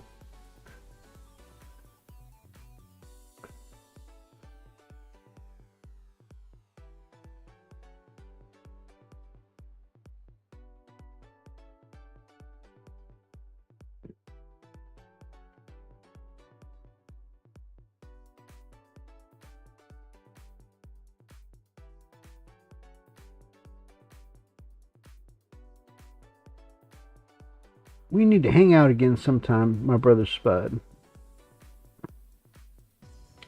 Such an awesome lad.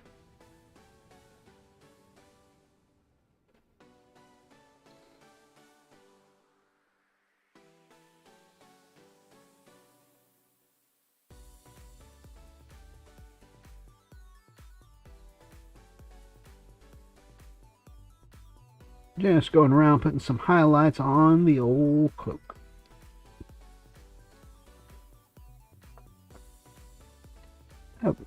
I love it. What I love about this Pro Acryl Blue is just that it really pops. Now it looks like a lot of blue there, but we're going to go in, we're going to make the holster a leather color, which is going to break that up a little bit. And of course we're going to do some leather on the belts and pouches here. We're going to put some metallics down on the backpack, and I think that'll break up some of all of this blue here. What I love here is this looks like a sleeve. Yeah, this looks like a sleeve here, like his arm should have been on one side of it, which just makes me think of Orin from Final Fantasy X. You know, the way Orin from Final Fantasy X would have one arm out of his sleeve for his samurai sword. I say specifically just generic samurai sword because, you know, being a Final Fantasy game is like not quite a katana.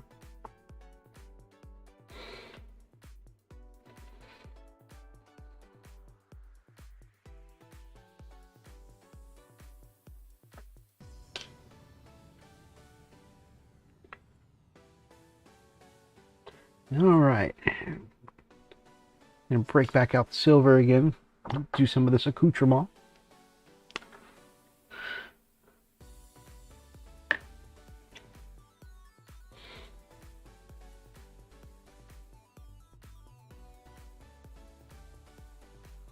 I need to make a note for myself that I need some more gore grunter fur for my leathers.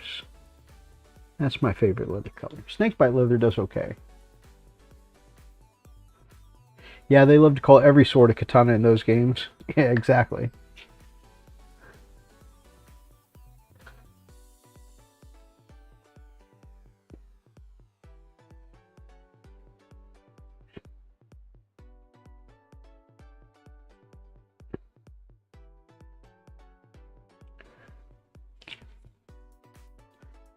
Blocking in some silvers. So, I have a lot on my plate to paint for these events now. I had said You know, like I've got these two characters that I'm doing for the narrative event. I have the tank and the Redemptor that I'm doing for my narrative event. And I've got some Imperial Guard stuff to paint up for the narrative event. Oh, I'm sorry, the tank and the Redemptor are for a battle report, not the narrative event. But I've got some stuff on my plate in the queue here. But also at some point I want to finish these, right? Got my beefy heavy intercessors. I've got my apothecary biologist to finish up. Well, now I've got one for my wolves to do and one for my ultramarines. It's going to be fun making one of them kind of extra wolfy.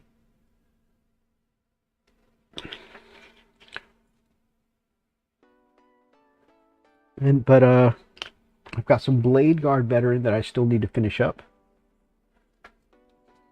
But what I really want to get onto is my Star Wars Shatterpoint stuff and Star Wars Legion, and I can't wait to play some of these Star Wars games again. So I've had them sitting here. I have finally some primer to get back onto all this Star Wars stuff. So I was running low on primer, but now I'm back on track. So those will probably get primed up this weekend. Once again, even though I have other projects like this stuff here I'm supposed to be working on, you know, sometimes you just got to take a break. And I know at that point, that's when I'm going to be breaking out the Star Wars stuff. I just noticed, you know, I got to thinking about the one sleeve outside, like Sir Orin, Final Fantasy X. I didn't realize the one sleeve he actually was wearing still needed to be painted. I left it black.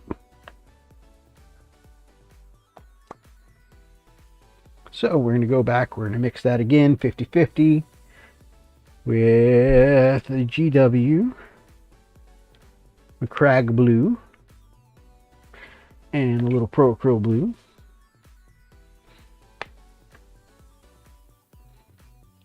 Mix them up and make them play nice.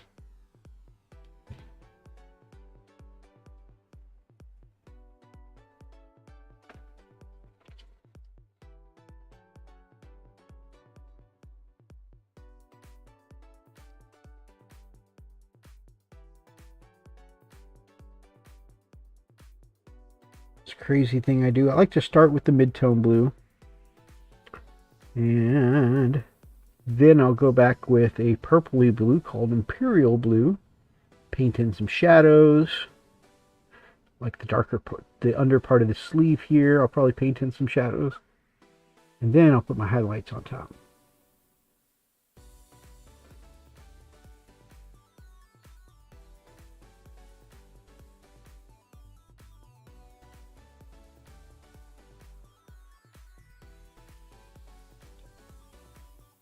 Everything is great. Yes, my night goblins are nearly completed. On to my Crimson Fist next. I always enjoy seeing your Crimson Fist, my brother.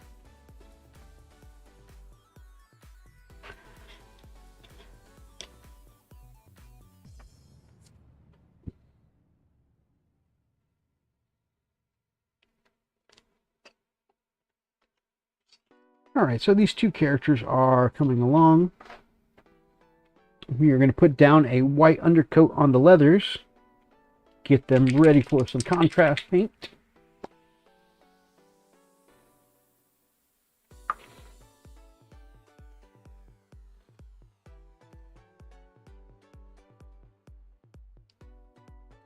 So last night while we were shooting some pool, instead of playing traditional 8-ball, because that's only 2 players, we played a game called Cutthroat. And the way Cutthroat plays out is basically, if you think about it in like gaming terms, you know, each of you has, you know, you split up balls amongst the number of players. There were 3 of us, so each of us had 5 balls. And so I was 1 through 5, Darklight was 6 through 10, and Atlas was 11 through 15, right? Each of us had 3 balls that were assigned to us, and basically those were our life points. And the point of Cutthroat is you want to sink in everyone else's ball but yours. And so when you're out of, balls that belong to you on the table, you're out of the game. We played 2 out of 3. And I took the first victory, which felt pretty awesome. In the second game, I was on a hot streak. I sank 3 shots in a row. When sometimes you take a shot in billiards, it feels just smooth. It feels right. Especially like when you nail like a long distance shot, it feels just absolutely spectacular. I sank 3 shots in a row, and then I knocked out Darklight Dreamer with one of those shots, and Atlas was down to his last ball, and I was down to 1 ball. And I had a perfect side pocket shot lined up on Atlas, and then my ball was a little further down beyond that. And man, I fessed it up. I called it. I said, side pocket, called it, took my shot, smacked into it. It hit like the corner of the hole of the corner of the pocket and bounced the ball back out, smacking it into my ball. My ball rolled all the way down to the corner and sank in, and basically I took my own life point. I took my own point at the end and knocked myself out of the game and gave the victory to Atlas. But I sank 4 shots in a row. It just happened to be my own shot at the end. It's kind of funny. Darklight was, but you got it in though.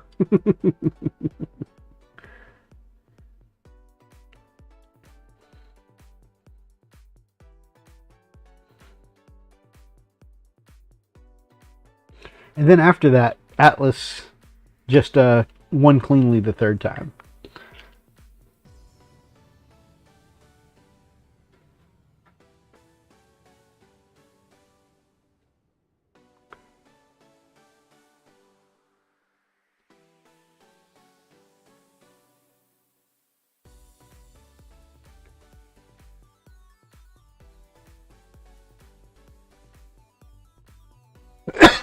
Although you could definitely tell, I think we were all getting kind of tired by the end of that 3rd game, because there was like a lot of missed shots at the end on all of us.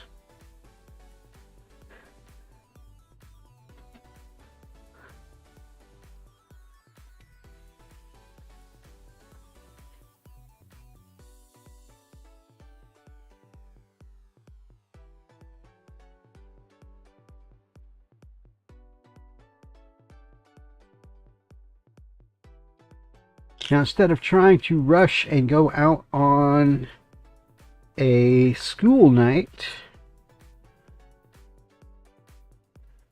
my lovely lady and I are having our Valentine's date night tomorrow. That'll be fun. Classic date, dinner and a movie.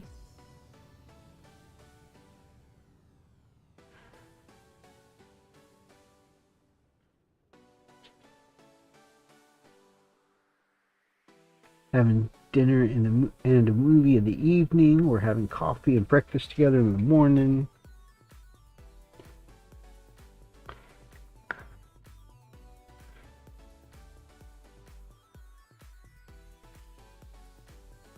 Speaking of telling you guys how amazing my partner is, we recently got our taxes back. You guys know I've been into the 3D printing game for about a year now, and I have decided it is time to upgrade. So I will be purchasing, or I have purchased, with the approval and support of my beautiful, lovely, gorgeous, amazing wife, an Elegoo Saturn 8K. So I'm going to be getting into some higher definition printing. I know it can go up to 12K these days, but I'm also not trying to break the bank. You know what I'm saying? But considering I'm starting on the original, Elegoo Mars, and I'm upgrading now to a Saturn 8K, I'm going to have a bigger build plate, getting some high def, as opposed to what I had before, which is still, you know, I've put out a lot of great prints. You know, I've added so many prints to my armies. But yeah, just looking for something that can do a little more. I can print out some of the bigger stuff now, so I'll be able to do the things like the tanks and planes and stuff like that I've had my eye on for a while, just couldn't fit them on my build plate. Pretty excited. Pretty excited indeed.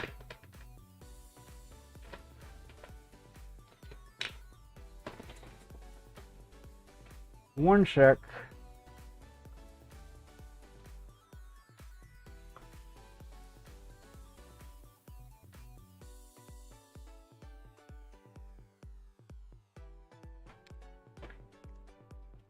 Oversoul Gaming asks, ooh, what movie? We will be seeing Argyle with the Lord Emperor, Henry Cavill. And yeah, I'm excited to see it. Big fan of anything Henry Cavill, so. I have an STL for an oversized box dread if you want me to. I would happily take it, my brother. I appreciate you sharing. Sharing is caring. And the more you give, the more you're gonna get. Okay, that's enough before DreamWorks copyright strikes me.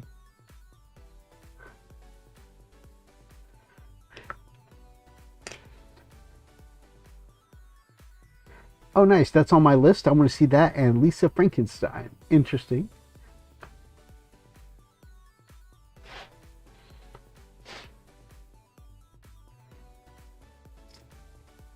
Now, I've already done the under shading here to put down my contrast Gorgon fur on, but I'm actually out of the Gorgon fur that I use for my leathers. So hopefully this will remind me to pick up my leather color this weekend.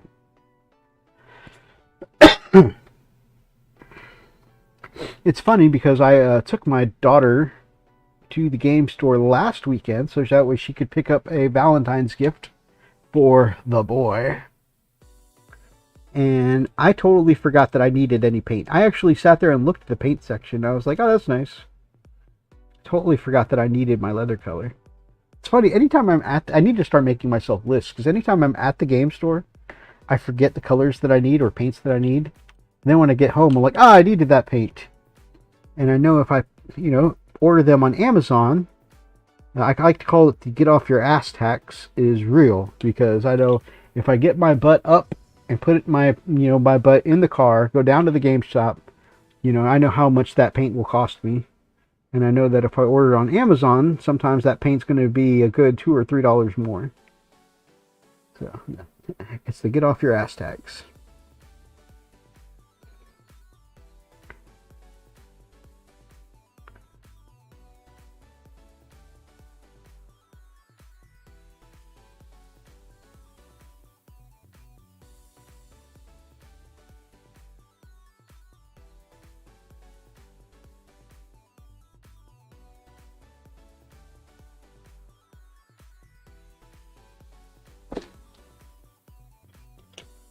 Oh, Lisa Frankenstein is the first movie directed by Robin Williams' daughter.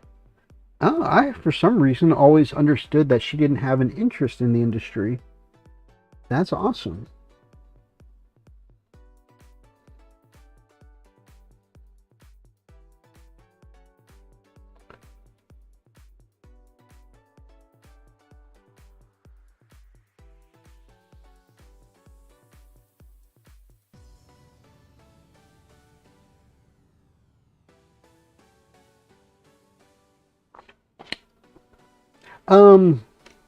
A friend of mine says that he apparently, I don't know if you're aware of this, Oversoul, but apparently the game that I love that, you know, we talk about here on the show, Warhammer, was a game actually beloved by comedian Robin Williams.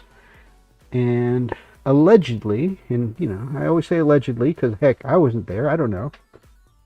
Could be a true story. I have no idea. But allegedly, one of my friends knows someone who actually got to be her, who was working at one of the stores that Robin Williams played a game in.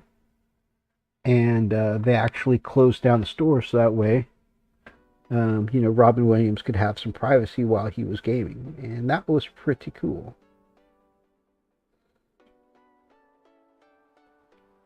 But yeah, there are actually pictures online of old school rare Warhammer models that Zelda Williams actually sold from her father's collection after he passed away.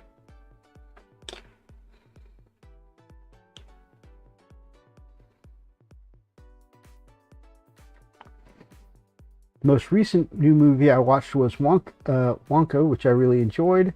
I was not expecting it to be a musical, but it was magical and whimsical. Fun for the whole family. Cool.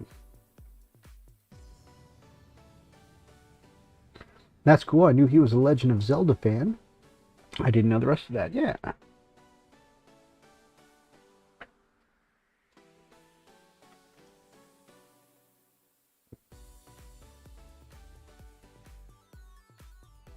And allegedly,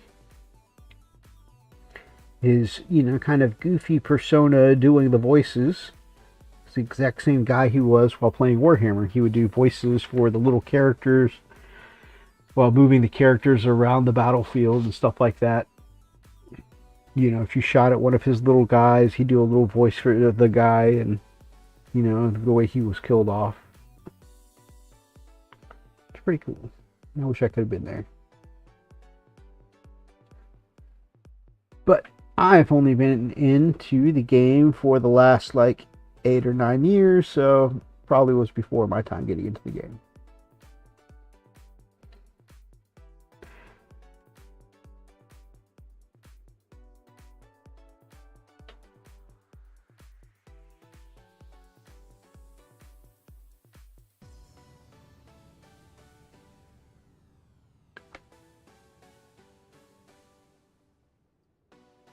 Ladies and gentlemen, I don't know how well, if any of this has been, focused on camera. It looks okay now. I'm sure it hasn't been the best focus on camera all night.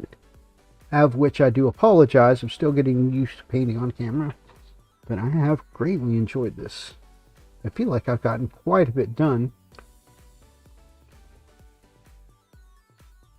That is really awesome, though. Robin Williams was a magical man, and he is greatly missed. Absolutely. He'd voiced both sides. I watched 2 games he played in. One was Tau, and the other was Eldar. That's cool.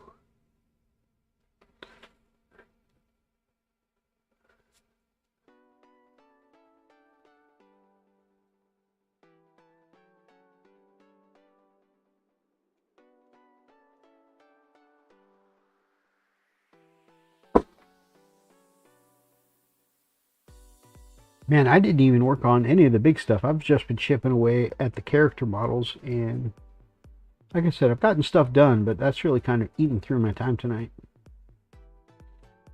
But the blues look a lot brighter. They're a little more broken up from where we prepped all the leather and put in some of the silvers. I've got to try and see what I want to do with the hourglass.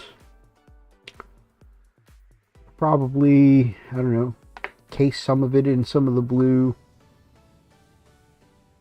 Or maybe I'll do some of the insides of the sand glasses. I don't know. Still got to figure out what I want to do with that. I'll have to look up some reference pictures, and maybe those reference pictures will tell me what I want to see.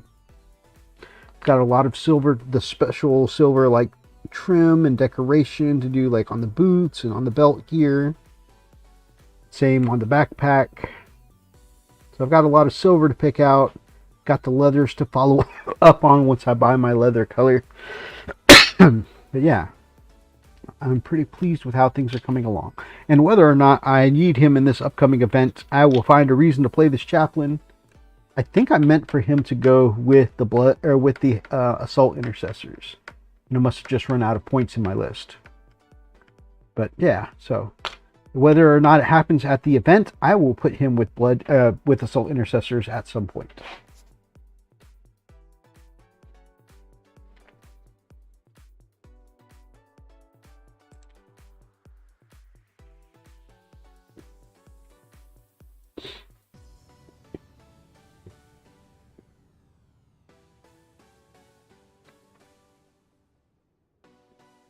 I am looking forward to the Apothecary Biologists from the Heroes.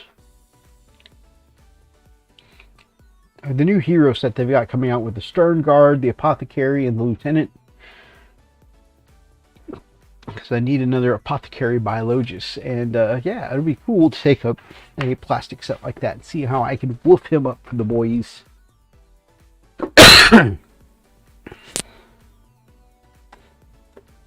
It'll be interesting because whereas my Ultramarines Apothecary Biologist with the traditional white Apothecary colors, you know, because that's what the universal color for the medics, I don't see the Space Wolves Apothecary Biologist being like that. I imagine because they don't usually have apothecaries with the Space Wolves, that it'll, I don't know, he'll probably be like black armor, like the chaplains and the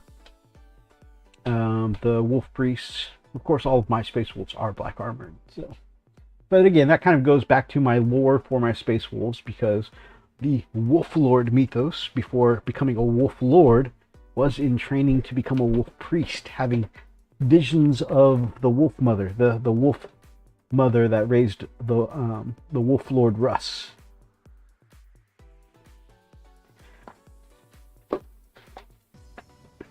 So, having seen those visions of the Wolf Mother, he was going for priesthood at one point, but eventually, you know, really found his niche in leading men, and thus became a Wolf Lord instead.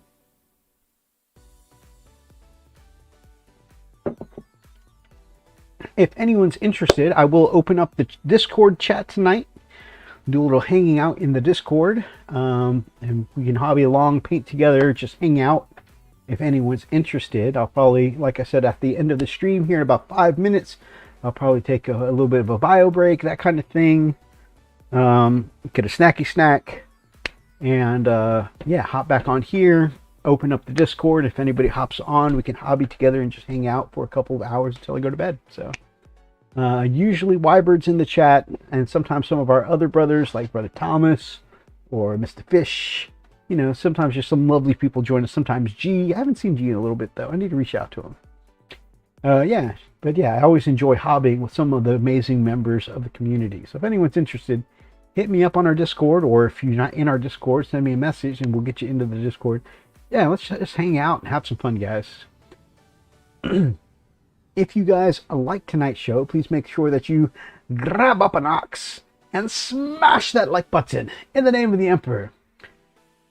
Make sure you drop us some comments down below, especially if you're watching from the archives.